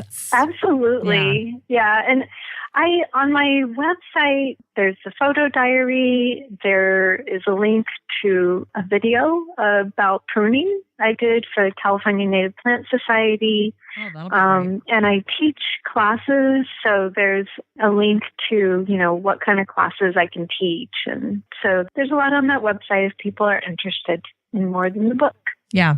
And you do a lot of speaking too, because I noticed, I was checking out some of your speaking gigs. And I think, was it just this past, right before Thanksgiving, you gave a presentation, I think, on the Gardens of Kyoto. Was that it? And then you gave like a slideshow and stuff. So it looks like you do a lot of different types of work, speaking and presenting. Yeah, I did that in Portland. I love talking about this. So anytime if different groups can get together and cluster me in a certain region of the world and get me out there, I'm so happy. I would love to do more north in New York. You can see this subject, what are authentic Japanese gardens and who are the crafts people taking care of them is just a subject that you can go on and on. It's a little bit misunderstood in the United States, and it's starting to get out there. So it's an amazing subject to talk about, especially that people are more interested in native plants right now. Absolutely. Yeah, absolutely. And I guess actually I was a little surprised by as well, because it wasn't something that I thought would come up reading your book, this whole topic of natives, native plantings. It just never even occurred to me. So I see Japanese gardens a little bit differently now. My framework is changing thanks to your book and thanks to this conversation. Oh. Yeah, my cousin was walking with a friend in a Texas Japanese garden, and her friend said, there's a lot of native Texan plants in this garden. I wonder why they use those. And my cousin said, well, that is actually very appropriate in a Japanese garden, and proceeded to lecture her. Go, cousin. I was like, right on. Yes. Yes. Well, that's fantastic. Well, and now the United States has you as a resource, too, to help spread the word about it. So I'm sure your book is triggering a lot of conversation around all of these topics, which are so great. Well, Leslie, I thank you so much for your time today. This was wonderful. Anytime. And same goes for continued listening to your amazing podcasts, which I have just discovered garden podcasts. Yay! They're good. They're a good thing. Yay! Oh, it's just so fun. Do it while I'm doing dishes, while I'm gardening. It's keeping me company. Yep. So sweet. Mission accomplished. Yeah. All right. Thanks, Leslie. Okay. All right. Bye-bye. Bye. Well, that's it for our show today, featuring Leslie Buck, the author of Cutting Back, My Apprenticeship in the Gardens of Kyoto. I hope today's show helped you start thinking about drawing out the natural beauty in your own garden, as well as a desire to work a little harder on your focal points or the special plants or features of your garden. Just a reminder that the show notes for this episode will be under the Still Growing podcast page over at my website at 6footmama.com. That's the number 6, FTMAMA.com. Just click on the podcast page and you'll have access to all of the shows. I'm so thankful to my team over at Podfly Productions. I want to thank my editor, Eric Begay, and my copywriter, Ein Kadena. I'd also like to thank the members who make up my listener advisory board, Beth Engel. Beth gardens in Illinois. She works at Griffin, a national brokerage firm and one of the finest companies in horticultural service. Beth is also a member of the PPA, the Perennial Plant Association. Denise Pugh. Denise gardens in North Mississippi and is a contributing writer to Mississippi Gardener magazine. Amy Von Atchen. Patricia Chandler Newport. Patricia is the owner of Backyard Urban Gardens out of Kego Harbor, Michigan. Deb Gibson and Peggy Ann Montgomery. Peggy Ann is the brand manager over at American Beauty's Native Plants, and she joined me back in episode 553 where we talked all about incorporating more native plants into your landscape. For my sign-off today, I leave you with this thought to help you grow. Spend some time in the natural environment of neighboring parks and forests and see if you can't find some inspiration to draw out the natural beauty in your garden, even if that means showing off a dead branch. Have a great week, everyone. Still Growing with Jennifer Ebling is a 6footmama.com production made in lovely Maple Grove, Minnesota. Still Growing is a weekly gardening podcast dedicated to helping you and your garden grow. Beep, beep. Past guest Jen McGinnis of the blog Frau Zinni shared an update, beep, beep. In sustainability. Beep, beep. Kathy Martin. Beep, beep. Whoops. Beep, beep. In sustainability, listener Kathy Martin-Olick had wrote into the listener community. Beep, beep. In continuing ed, Nikki Kyle Garden. Beep, beep. But if you're looking for that pop of color and you don't have a lot of spring bulbs yet or those grow baskets that you can buy at the grocery store, at the nursery, you can go out into your yard, out into your... Beep, beep. In the news segment this week, beep, beep. The Yale 360. Beep, beep. In the news this week, the Yale 360 article. Beep, beep. In the news this week, the Yale 360 newspaper or online. Beep, beep. Also in science, there was an interesting. Beep, beep. The more current that the episodes. Beep, beep. The more current episodes, especially. Beep, beep. But I really want one. Beep, beep. Each tree should have the same cared for. Okay,